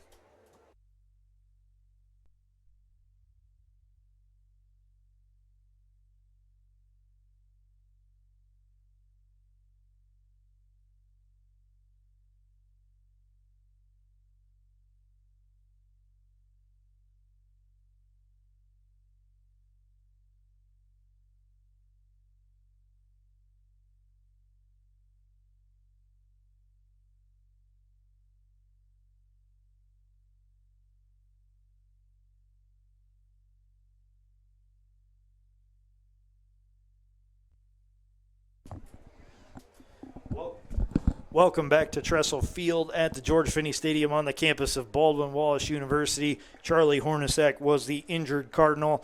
He has been helped to the sideline by the Otterbein training staff. And when we resume play, it'll be second and short from the 33. Call it 2nd and 2.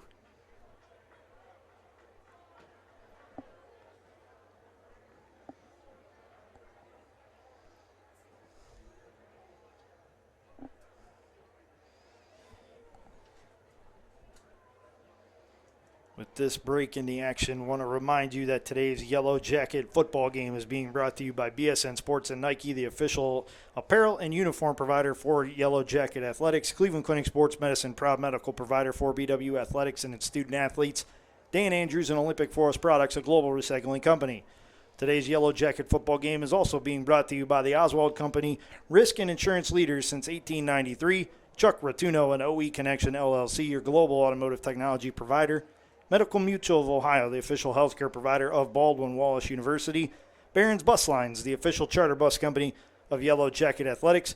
Mike's Bar and Grill in downtown Berea, the home of the Monday Night Athletics Roadshow. And Antonio's Pizzeria of Middleburg Heights, the official pizza sponsor of Yellow Jacket Athletics. Thank you for your support of BW Athletics and its student athletes.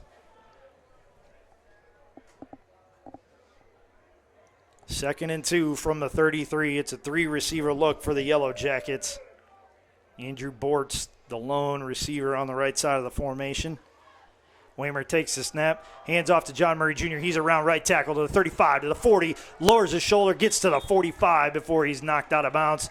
They're going to give him the 46, maybe the 47. That's a first down for the Yellow Jackets. Yeah, Murray was able to bounce out to the outside, got a great block on the wing by Bortz. Able to hold his man to get Murray just around his corner, was able to get the first down, and then some.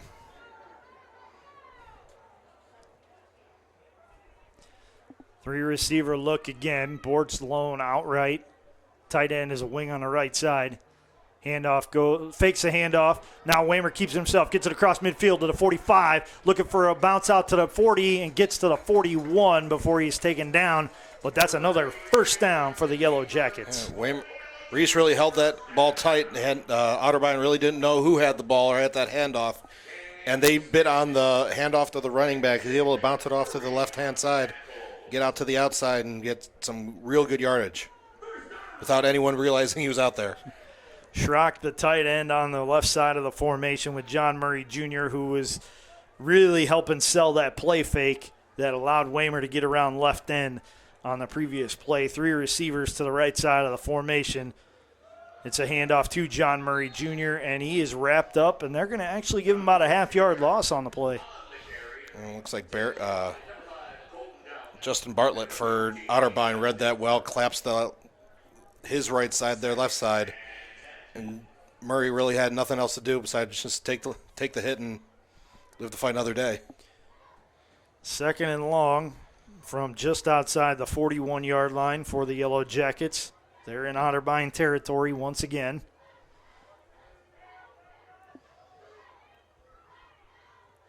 Two receivers to the right, one to the left, tight end on the right side.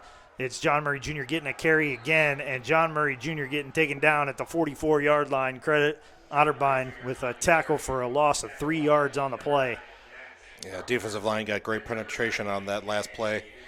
And John Murray Jr. got the ball and really had a wall of Cardinals right in his grill. He really couldn't try to break out too many tackles on that one. He can only do so much. Yeah. When you get multiple guys coming at you, at some point one of them is going to make a play. 3rd and 13 for the Yellow Jackets. Waymer rushes to the right, throws on the run, had Mikel Love, but overshot him this time.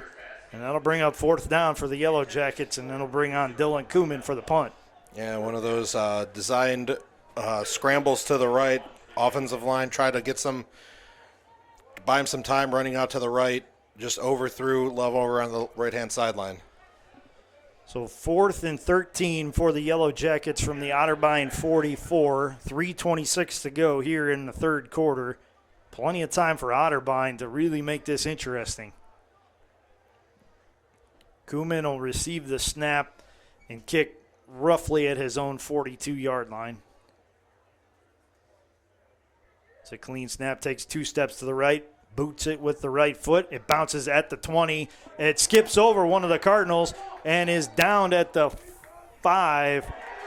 What? No, they're not going to say it was down. They're going to say it was a fumble, and it is recovered by the Yellow Jackets. It was touched by the return man, dropping back to return that, Gavin Edwards, and it took a funny carom, and he didn't read it as well as he would have liked, and It bounced off of him. It's a first down for the Yellow Jackets. It landed a couple yards in front of him and didn't look like Baldwin Wallace was ready just to down it right there, and he decided to get up real close to it and fake trying to catch it, and it careened off his hand, and he tried to play it off like he didn't touch it. Refs weren't fooled. Baldwin Wallace recovers it. Now they're down inside the 10. Neither was the BW coaching staff. They share the booth next to us, and there was a lot of excitement going through that booth just a quick second ago. BW with a 2-receiver look. Otterbein sends a late substitution on. John Murray Jr. gets the handoff, gets inside the 5, gets toward the goal line, gets to the 1. It'll bring up second and goal from the 1. Yeah, tried a little off tackle to the left. Got some good yardage. Line started to get a little push, but then Otterbein held firm. We're at the goal line.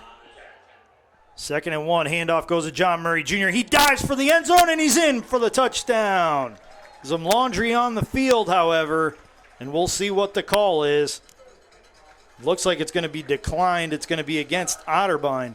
It's offsides against Otterbein. Coach Hilvert says, nah, we'll decline that one. We'll take the 6 points instead. It's a touchdown for the Yellow Jackets. Yeah, good dive play. Those are the type of plays you'd like to see with John Murray Jr. Just hand the ball off and let him go straight forward right into the defense. More often than not, he's going to win those. He's going to win those plays. So John Murray Jr., the all-time leading rusher by yardage at Baldwin Wallace, is now the all-time leading touchdown rusher at Baldwin Wallace. The snap is a little low, but it's placed down, and Saris kicks it through the uprights to push the advantage back out to 21 points, 28-7, BW in front. 2:53 to go here in the third quarter. Right as you thought, Otterbein got a big stop on fourth and long. Going to get the ball back now, and then they shoot themselves in the foot with a turnover on the punt return, and Baldwin Wallace makes them pay for it. John Murray Jr. has now scored 40 touchdowns in his Yellow Jacket career and puts his name again at the top of an already very impressive list. He stands alone as the school's all-time leading rusher and now the all-time leader in touchdowns, and he is getting congratulated by everybody on the sidelines, including his offensive line and coaching staff. They know how much work this young man has put in, and they are making sure that he knows it's appreciated, what he's given to this program.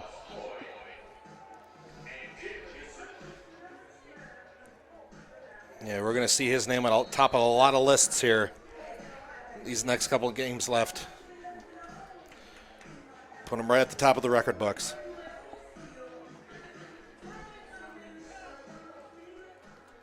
Saris's kick will be fielded at the 13. Running up to field it, Ajay Cody, and he's trying to push it toward the 30. He'll get across the 25. We have laundry on the field. One of the Cardinals got tangled up with one of the Yellow Jackets. That was Cade Denise getting tangled up with Preston Bodos. And we will see what the flag on the play is. Both players went to the ground on the opposite side of the field to what the ball was. Unnecessary roughness. Player out of the play, number 43 on the defense. 15-yard penalty, first down. So BW is whistled for the personal foul for unnecessary roughness, and that will move Otterbein across their own 40 to the right about the 42-yard line. A lot of chippiness going on now. It's continued to progress as this game, especially in the since halftime, has really gone on. Otterbein 1st and 10 at their own 42, 2:44 to go here in the third quarter. Hardwin with 4 receivers in the formation. He looks left, looks over the middle, then throws back left, intended for Damian Whaley, and it was well behind Whaley as Hardwin had a whole lot of Yellow Jackets right in his face. Yeah, it looked like right as he was about to really had no pocket, tried to step up, tried to give him by himself a couple of extra seconds, got hit right as it threw, and really didn't have any chance of being caught.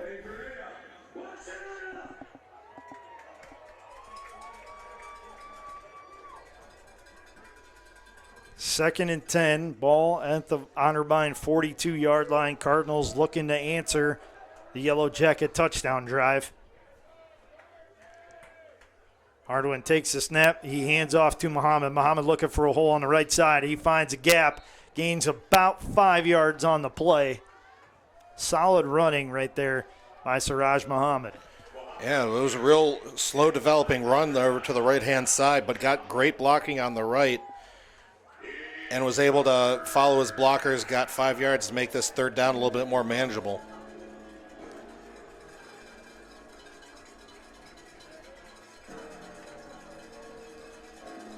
Third and 5 from the Otterbein 47. 4 receivers in the formation, 2 to the left, 2 to the right. Muhammad flanks Hardwin on the right side. Hardwin calls for and gets the snap. Looks over the middle, now looks left down the field, and he overshoots the intended target. That was Robert Jordan IV, who he was looking at, providing coverage for the Yellow Jackets, Brandon Kelly. He tried to hit a big long pass there to put Otterbein in a real good position, but just overthrew him by a good 5 yards. Had no chance of making that catch. Aiden Snyder on the punt. Jake Hill to return for the Yellow Jackets.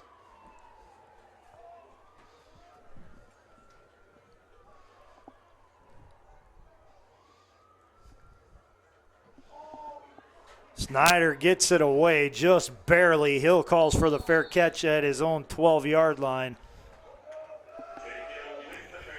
And that was a good decision on Hill's part. Otterbein had that well covered. And credit Snyder for getting that kick away because the Yellow Jackets had a ton of heat on him, and he was able to withstand it. Looked like they didn't want to get in trouble of running into the kicker or roughing the kicker. So I think they let up just at the last second, was able to get that kickoff.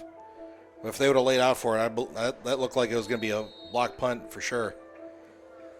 1st and 10, they actually spot the ball at the Yellow Jacket 13-yard line. Waymer in at quarterback. He's got 2 backs in the backfield with him, 2 receivers on the left of the formation. Elijah Arnett on the right. Hand off to Victor Ford Jr. up the middle. He's across the 15, out to the 17-yard line. Gain of 4 on the play. 1:30 to go here in the third quarter. Yeah, nice little inside handoff player. Got some positive yards on first down. Now we got second down and about 6. Bortz and Lomeo go out left. Bortz out wide. Lomeo in the slot. Arnett, the lone receiver on the right side of the formation. 2 backs in the backfield with Waymer. He hands off to Victor Ford Jr., and he is wrapped up just beyond the line of scrimmage. Gain of only 1 out to the 18. Another inside run, but Otterbein saw that one a lot better and met him right at the line of scrimmage. He wasn't able to get any positive yards on that one. 3rd and a long 5, probably closer to 6. The Yellow Jackets need to get the ball to the 23-yard line. Otterbein needs to get their coaching staff back on the sideline instead of on the field of play. Just a little fired up. 3 receiver formation. Now Arnett goes in motion from right to left. Waymer looking to pass. Throws it to Mikkel Love, and it is incomplete. Flags on the play. Waymer's pass incomplete. Flag on the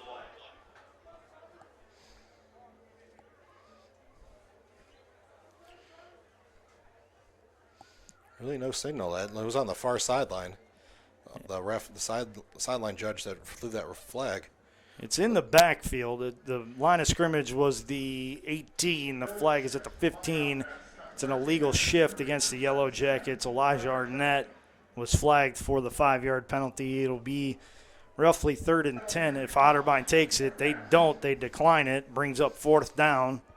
No sense in giving the Yellow Jackets another opportunity to convert. Force them to punt from deep in their own territory before the quarter turn, meaning they're punting into the wind. For that, I would have never made any sense to accept that penalty to give Baldwin Wallace another chance to get a first down. No, I agree. When you get that stop, don't give the offense another opportunity. Kuhlman stands at his 4-yard line awaiting the snap.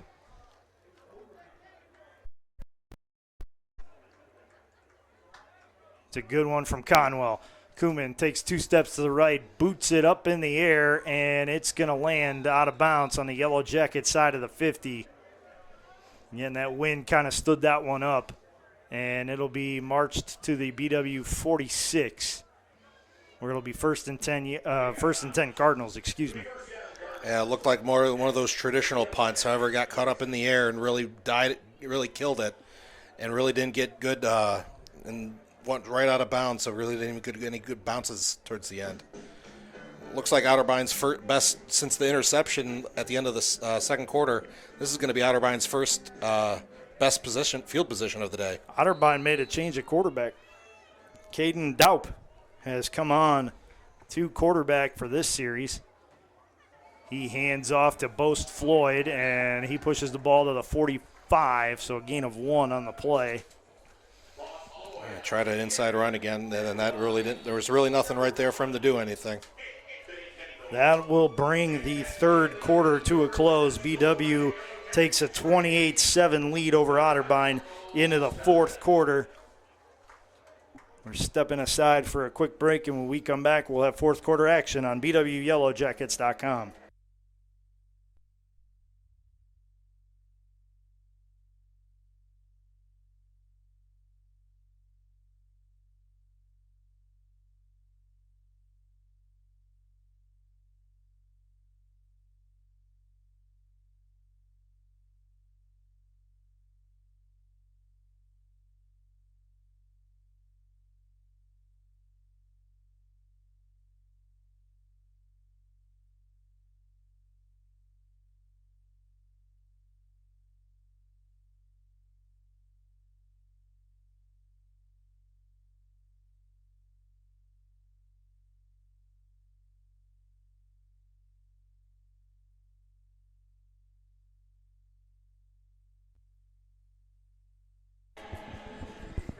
Hello, everyone, and welcome back to Tressel Field at the George Finnie Stadium, where we start the fourth quarter of play with BW holding a 28-7 lead over Otterbein.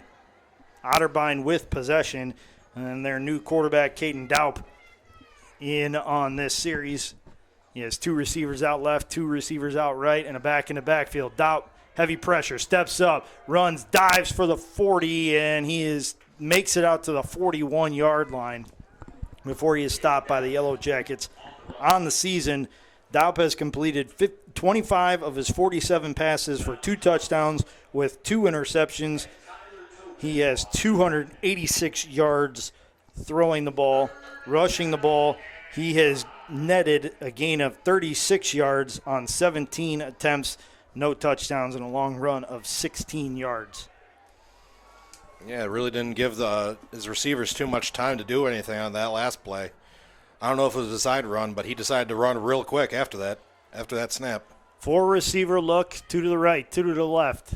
Boast Floyd, the back in the backfield. Daup stepping up, throws across the middle, and he had a man, but Damian Whaley didn't exactly stretch out to try and make that catch, which would have been for first down yardage. Yeah, it looked like it was just out of his reach of his fingertips, but it really, if he really didn't make a diving effort, that probably would have netted him the reception. 4th and 5 for the Cardinals at the Yellow Jacket 41-yard line. And again, a 4 receiver look for this Cardinals team. 2 to the right, 2 to the left. Boast Floyd, the back in the backfield. Daup takes the snap. He's looking left all the way. Throws it. First down yardage and more to Whaley. Whaley gets out of the first tackle, pushes his way to the 30, and it's a first down for the Cardinals. Yeah, made a nice little play into the left flat there. Was able to get past the first down yard marker, and then was able to get a couple more yards out of that before getting gang tackled.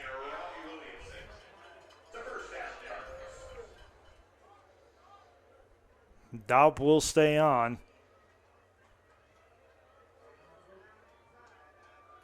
3 receiver look this time. They bring a tight end in on the left side with 1 back in the backfield. Daup takes the snap. Hands off to Boast Floyd. He's looking for a hole around left tackle and finds about 4 yards, actually. Pushes the ball. Call it 3. He gets to the 27. Yeah, got hit right as he got to the line of scrimmage. Was able to spin around, was able to fall forward, get some 3 more yards out of that. Bring up a 2nd and 7 from the Yellow Jacket 27-yard line as we approach 13 minutes to go here in the fourth quarter. BW with a 28-7 lead over the Otterbein Cardinals. Dopp with a 4-receiver look. He looks to the right, now checks back left. He's going to step up, call his own number. He slides down at the 25. He takes a good pop right at the end of that slide. No flags on the field. That's very close for the Yellow Jackets. Anytime a quarterback gives himself up like that and you touch him, you're asking for the referee to pull out that yellow flag. That was a dangerous tackle there. I mean, he was easily giving himself up, and 2 Yellow Jackets crunched him, and I'm shocked they didn't throw any flags on that one. 3rd and 5 for the for the Cardinals at the Yellow Jacket 25-yard line. Excuse me. Now gets the snap, looks left, continues to look left. Now he's going to step up in the pocket, gets a block, gets down to the 20, gets to the 18-yard line, and that's a first down for the Cardinals. Otterbein starting to get a little bit positive yardage here, getting some couple first downs, keep their drive going. Getting some momentum for sure. It started with the 97-yard interception return for a touchdown. Now the offense has to find a way to get on the scoreboard, make it a 2-score deficit instead of the 3. 4-receiver look, 3 to the right, 1 to the left. Boast Floyd, the back in the backfield. Daup in the pistol formation. He hands off to Boast Floyd, who gets around left tackle, gets inside the 15 down to the 13. Good play there by the offensive line. Was able to open that hole on the left side, and was able to get good 7 yards, 7 yards out of that on their first play, the first down. 7-yard gain, 2nd and 3 from the BW 19. 4-receiver set. Daup again hands off to Boast Floyd. He's across the 10 to the 5, dives for the end zone. He's in for the Otterbein touchdown. That was a good run right there by Boast Floyd. Great second effort too. Got hit, looked like he was about to go down right before the goal line. However, was able to stretch the ball out and get over that end zone. Caleb Mead on to attempt the extra point.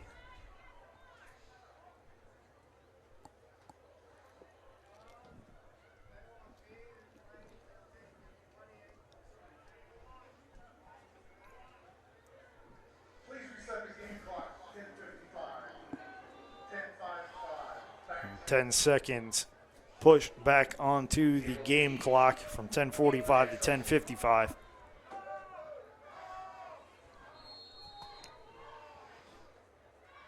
Snyder to hold. He gets the snap, puts it down. Kick is up, and kick is good. Tell you what, Anthony Kendall rushing in from that left side. He wasn't far off from blocking that kick.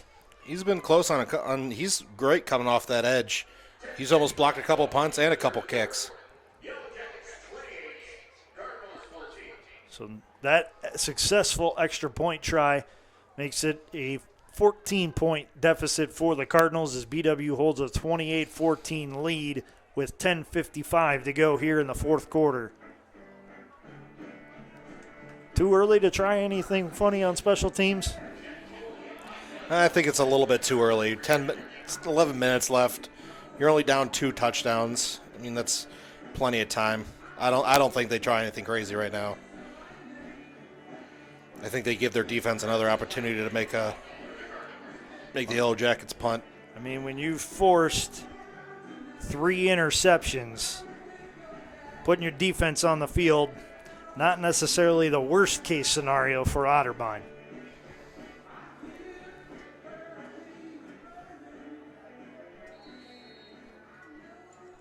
Carson Blank on to kick it away. He's having a world of trouble trying to tee this ball up. This wind is doing him no favors.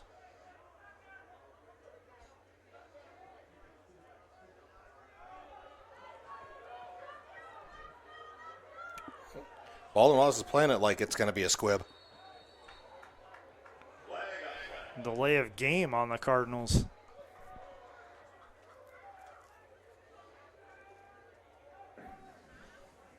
Delay of game, number 91, undertaking change, 5-yard penalty.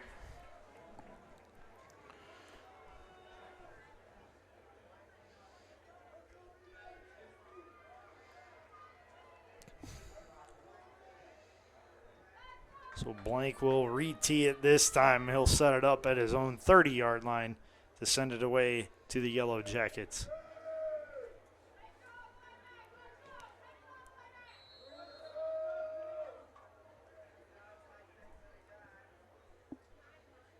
And the ball blows off the tee.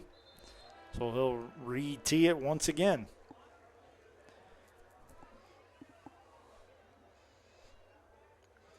Looks like he's going to call in a holder, too. Dalton Weller. Nope, Linebacker. one more Well, chance. Weller will run back, and they'll tee it up.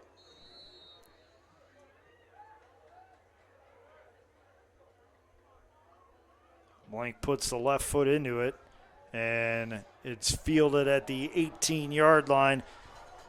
It's Jack Foley on the return, and he gets the ball to the 25. And not much further, maybe the 27. He got popped real good. Tried to spin out of one tackle. Couldn't get out of the second one. Still got past the 25. Credit to hang on to the ball, too. As you said, he got popped right at the end of that play. And when you get hit that hard, sometimes you're even the most secure ball carriers lose a handle on it. Waymer stays in at quarterback. He has DJ Griffiths in the backfield with him. Wing on the right side, tight end on the left. Two receivers out right. Handoff goes to DJ Griffiths. He's across the 30, pushing the pile out to the 32. Solid gain on first down, 5 yards. Real good run there, yeah. Tried run inside to the right. Was able to slip through the first line of defenders, got to the second level, make a couple other guys miss, and still got 5 yards. 2nd and 5 from the 32. Mikael Love and Darius Stokes come out wide left. Stokes out furthest. Love in the slot. Schrock goes in motion from left to right. Arnett, the lone receiver, out to the right. Handoff goes inside. Not much doing. Gain of about 1 on the carry. DJ Griffiths, again, finding some tough sledding in between the tackles right there. Yeah, left side really didn't get too much push off the line of scrimmage. Otterbein held their ground and hit the line of scrimmage and maybe got a yard out of that. 3rd and 4 from the 33. They did give Griffiths a yard. John Murray Jr. back in the backfield for the Yellow Jackets. Arnett and LeMayo out wide right. LeMayo in the slot. Darius Stokes one-on-one on the left. 2 backs in the backfield. Waymer fakes the handoff to John Murray Jr., flares it out to Del Verme, and he left it too high. That's incomplete. That'll bring out the punting unit. That's a good hold by Otterbein's defense right there. Yellow Jackets go 3 and now is exactly what Otterbein wanted. Only took a little bit time off the clock. Gives them plenty of 1 minute time. and 22 seconds. Yeah, let that little pass just a little too high. If you would have put a little more mustard on it, it would have got to him. Probably would have been a first down at least. So Dylan Kuhlman on the punt. He'll kick it away roughly from his own 19. Conwell gets a clean snap back to him. Kuhlman with a beautiful kick drives the return man all the way back to the 25. That's Edwards, who got absolutely smoked at the end of the play, and it looks like long snapper Tim Conwell, the man who hustled down and made the initial hit.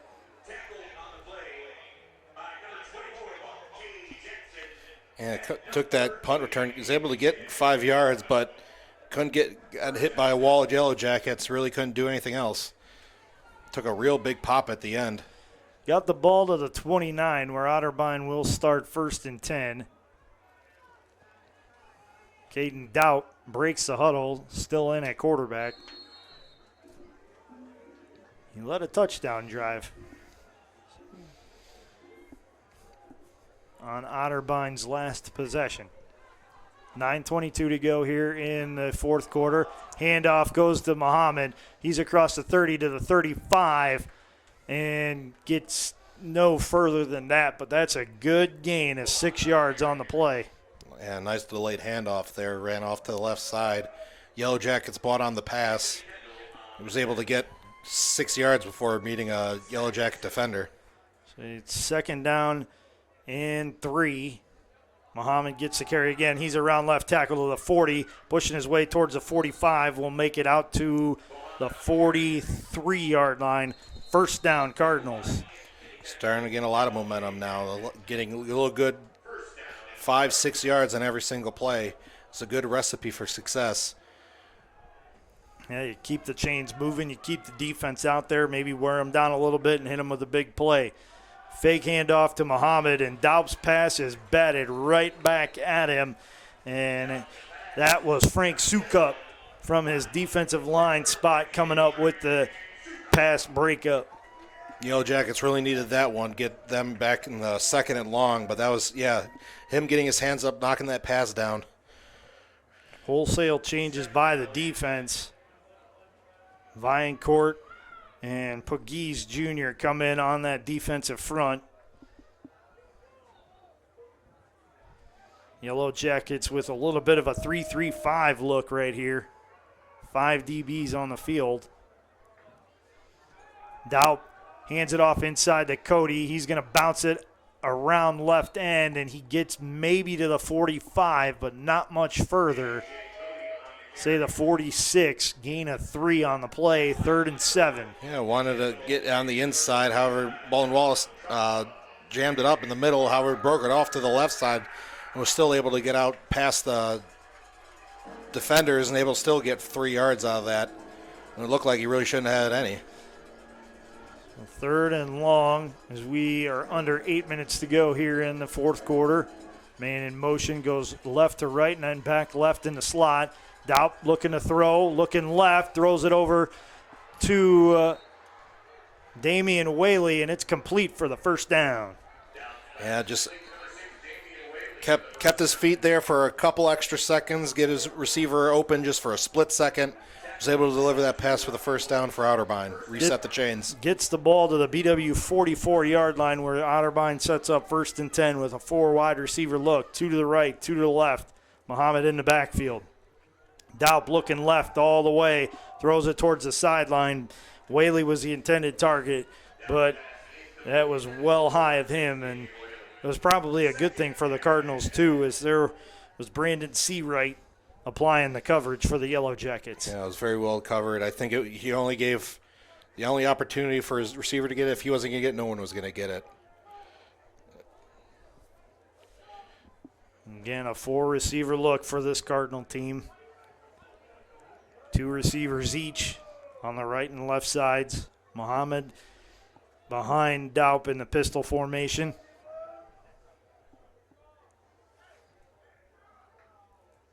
Daup looking left again. A heavy rush from Sukup, and Sukup will bring him down with a little help from Jordan Smith. That's a sack for the Yellow Jackets. Low snap there. Really couldn't allow the Daup to really get his eyes set. So when he got up, he had a Yellow Jackets right in his face, tried to scramble out of it, but he really was pigeonholed there. That's 3rd and very long. Back on Otterbein's side of the field. They're at their own 47. They had 1st and 10 at the Yellow Jacket 44. So it should be a 3rd and 19. So they're going to say it a little bit longer, 3rd and 22. 3 receivers to the right, 1 to the left. Muhammad in the backfield. Got to watch the draw play. Daup takes a low snap, looking over the middle. Completes the pass to Edwards. Edwards spins out of 1 tackle, gets to the BW 45, but that's well short of the first down marker. Yeah, it looked like they were just trying to get some of that yardage back to get back to the original line of scrimmage to make this 4th down somewhat not 4th and 20, more 4th and 11. 4th and 11 from the BW 45. The offense is staying on the field. Daup sends 2 receivers to the right, 2 receivers to the left, and Muhammad will be the back in the backfield.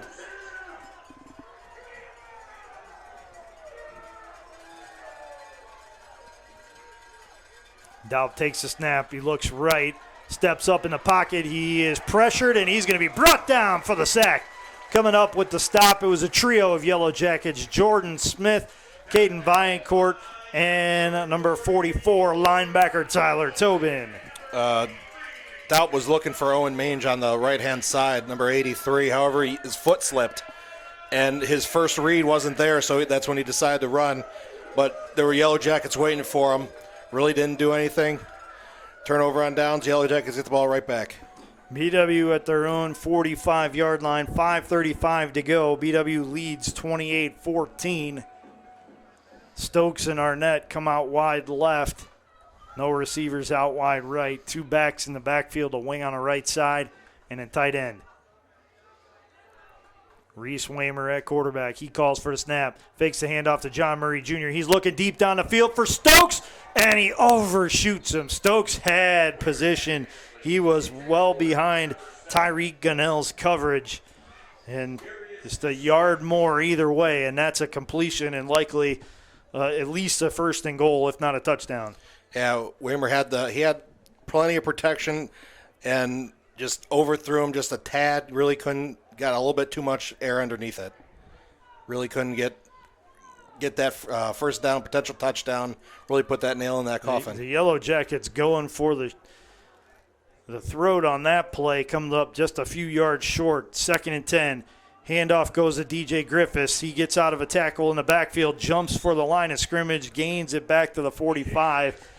And that's about as hard as you're going to have to work for a no-gain play there. He should have easily lost 5-6 yards on that one. However, his speed able to get him to the sideline, get back to at least the line of scrimmage. 3rd and 10 now from the BW 45-yard line. Good thing, too, is he stayed in bounds, so the clock keeps on running. Yep. We're under 5 minutes to go here on a running fourth quarter clock. Yellow Jackets holding a 14-point lead, 28-14 over Otterbein. 2 receivers to the right side of the formation. Stokes wide right. Schrock will go from right to left in the formation. Waymer takes a snap. He's looking to pass. Scans right, scans middle, nothing there. He's going to tuck it and run it. He's across the 50 to the 45, and he has first down yardage out to the Otterbein 43-yard line. He's looking for Jonas Schrock there on the left. However, he was well covered, but Otterbein didn't take into account that Waymer can run the football extremely well. He's got good feet, and offensive line parted it, and he just ran right up the middle. So they actually spot Waymer out to the Otterbein 42-yard line.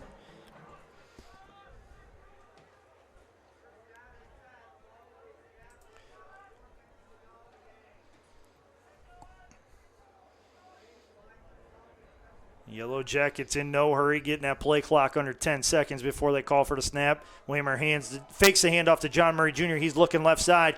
He tries to stay in bounds, almost got horse-collared, and somehow manages to stay in bounds, taking a 1-yard loss on the play. And try to fake handoff there, kept the ball himself, tried to get it to the outside. Otterbein kept the line, tried to push him out of bounds. However, he just dropped down and stayed in bounds, keep that clock running. Almost got that horse collar, too, yeah. So 2nd and 10, and more importantly, that clock continues to run.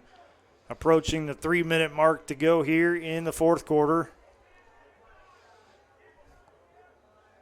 Del Verme goes from right to left. He's a wing on the left side. 2 receivers in the formation. And handoff to John Murray Jr. He's across the 40 down to the 38, 37-yard line. So it'll be 3rd and about 5, and Otterbein will burn a timeout. Yeah, Murray got tackled. However, he landed on an Otterbein player, was able to 3 yards for lying on top of the guy. So while we have this break in the action, I want to remind you that today's Yellow Jacket football game is being brought to you by BSN Sports and Nike, the official apparel and uniform provider for Yellow Jacket Athletics. Cleveland Clinic Sports Medicine, proud medical provider for BW Athletics and its student athletes. Dan Andrews and Olympic Forest Products, a global recycling company. Tonight's Yellow Jacket football game is also being brought to you by the Oswald Company, risk and insurance leaders since 1893. Chuck Ratuno and OE Connection LLC, your global automotive technology provider. Medical Mutual of Ohio, the official healthcare provider of Baldwin Wallace University. Barron's Bus Lines, the official charter bus company of Yellow Jacket Athletics. Mike's Bar and Grill in downtown Berea, the home of the Monday Night Athletics Roadshow. And Antonio's Pizzeria of Middleburg Heights, the official pizza sponsor of Yellow Jacket Athletics. Thank you for your support of BW and its student athletes. 3rd and 6 for the Yellow Jackets, 3:04 to go here in the fourth quarter. Ball spotted on the Otterbein 37. They need the 31 to keep the drive going. Waymer drops back to pass. Now he's going to run it himself. Tries to spin out of a tackle and gets taken down at the 36. And looks to be in a little bit of discomfort as he's getting up off the turf. Yeah, you try to fake dive up the middle, try to bounce it outside, try to get that first down. Was met by a wall of Cardinals. And, looked like a little ginger getting up after that last tackle. Otterbein calls their second timeout while we have this break. Let's take a look around the OAC where John Carroll were 42 to 10 victors over the Capital Comets. The Muskingum Fighting Muskies answer last week's loss against the Yellow Jackets with a 23 to 7 win over the Ohio Northern Polar Bears up in Ada.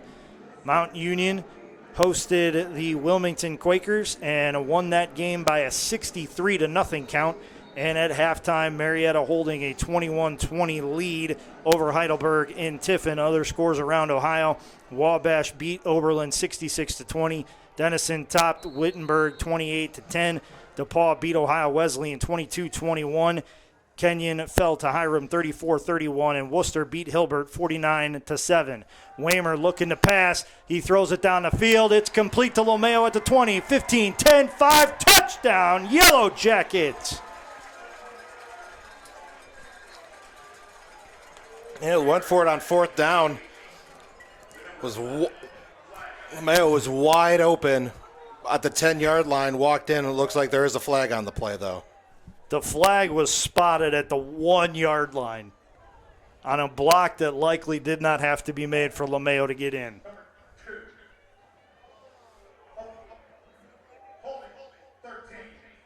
Elijah Arnett hit with the holding penalty.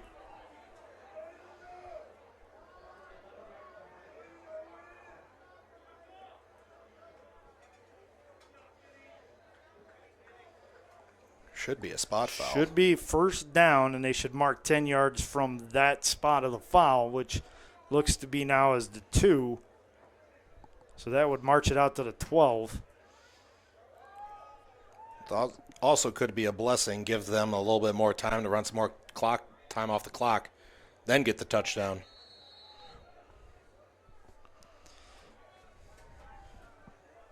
You might just need a first down to seal it, truthfully, though, with Otterbein having only one timeout left. 1st and 10 from the 12. They'll Verme send in motion right to left. Hand off to John Murray Jr. He's looking for the 10, gets past the line of scrimmage down to the 11. One of the Cardinals lost his helmet. That's Travis Clodfelter Jr. He's going to have to miss a play. Otterbein burns their 3rd and final timeout. Seems like a lot of defensive. I don't know if the Yellow Jackets are hitting them harder than they're not, but Otterbein's defensive players' helmets keep on flying off. I don't know that's at least the 3rd or 4th time we've seen it today, and one young man had to get attended to on the field. And they strap those chin straps a little tighter. It's OAC football for you. It's physical, especially as the season gets later and the Yellow Jackets try to keep their hopes alive near the top of the standings. The next time the Yellow Jackets will be on the will be in action will be next Saturday afternoon. They'll be down at Capital University for a 1:30 kickoff.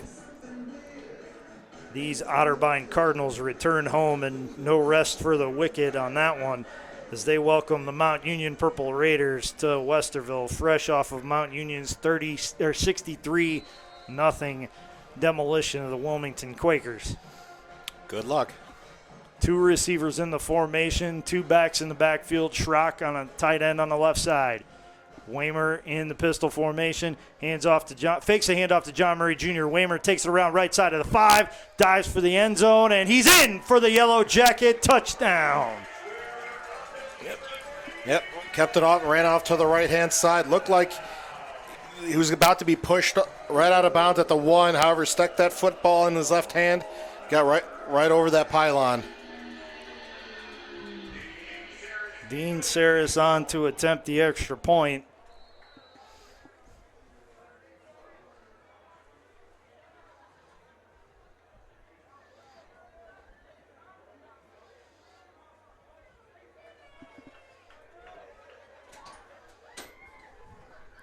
The snap is back, ball is down, kick is up, and it is good.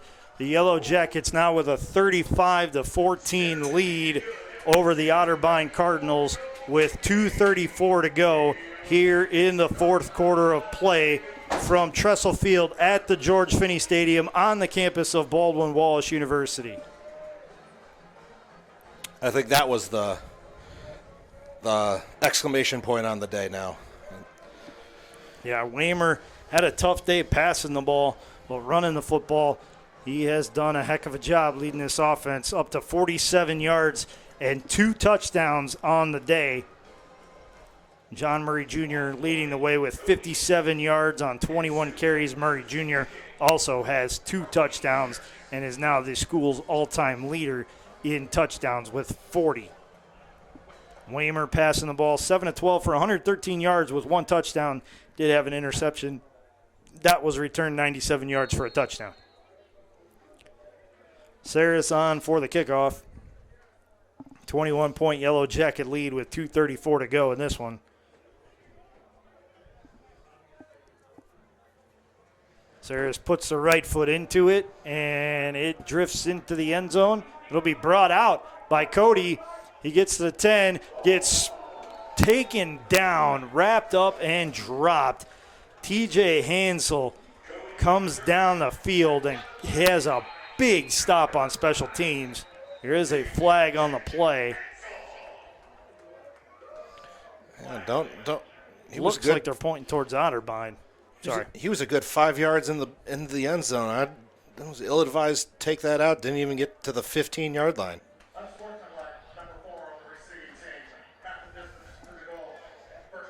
So not only did he take the ball out and not make it to the 25, Cody picks up an unsportsmanlike conduct penalty on top of it.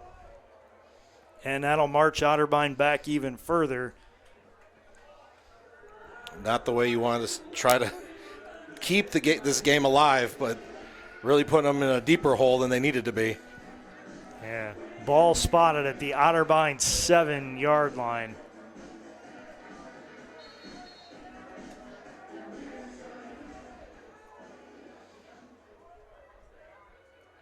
Caden Doubt back on at quarterback.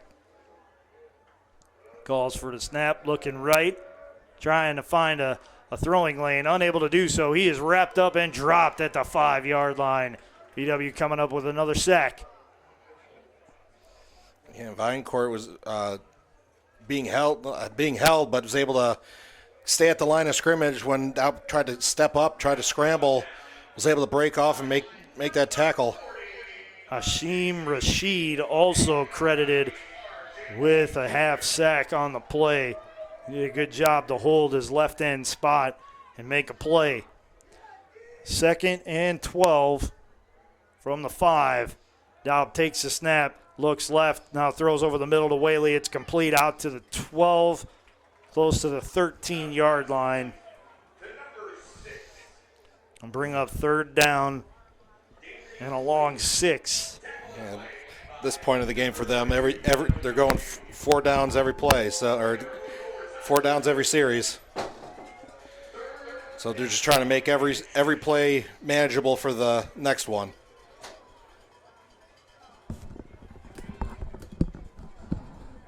Third and 5 from the 12. 1:13 on a running fourth quarter clock. Daup takes the snap. He's going to run it once the pocket collapses, and he gets to the 14 and no further. Baldwin Wallace defenders are not allowing the DBs are not allowing their receivers to get any inch of opening, and Daup is just trying to run for his life right now, just trying to make a play. Trying to keep a drive alive. We're under 40 seconds to go now.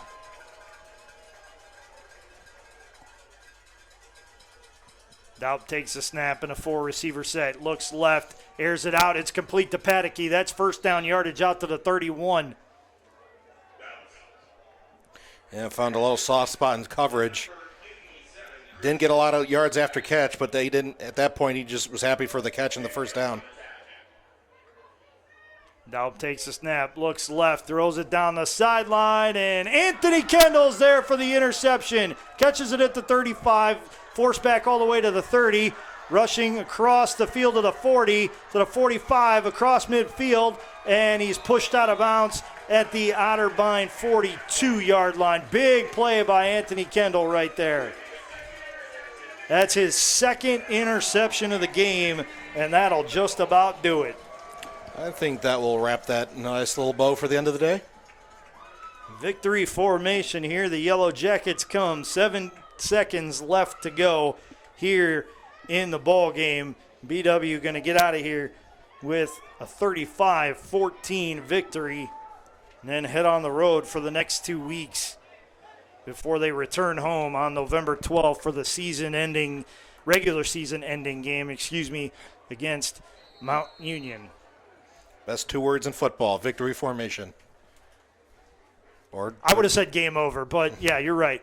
Handoff up the middle. That wasn't even victory formation. And no gain on the play, actually a loss of 2, but nonetheless, that's enough to exhaust the clock, and the Yellow Jackets will again claim a 35-14 victory over the Otterbein Cardinals. BW improves to 5-2 overall. They are now 5-1 in Ohio Athletic Conference play this year. The Otterbein Cardinals fall to 2-5 and are 1-5 in Ohio Athletic Conference play. Any last thoughts before we get out of here, Brian? No, I think that was for homecoming. I think that's exactly what you were hoping for. Big game, a lot of fun, and send the fans home happy. Again, BW will be on the road the next 2 weeks. They travel to Bernlohr Stadium to play the Capital Comets on Permort Field on October 29th. And then on November 5th, they will be at Heidelberg at Horniman Stadium in Tiffin before returning home to end the regular season against the Mount Union Purple Raiders here on Senior Day. That'll do it for us here at the George Finnie Stadium. Want to remind everybody to have a great day and say, Go Jackets! BW 35-14 victors over the Otterbein Cardinals on homecoming. Have a great night, everybody.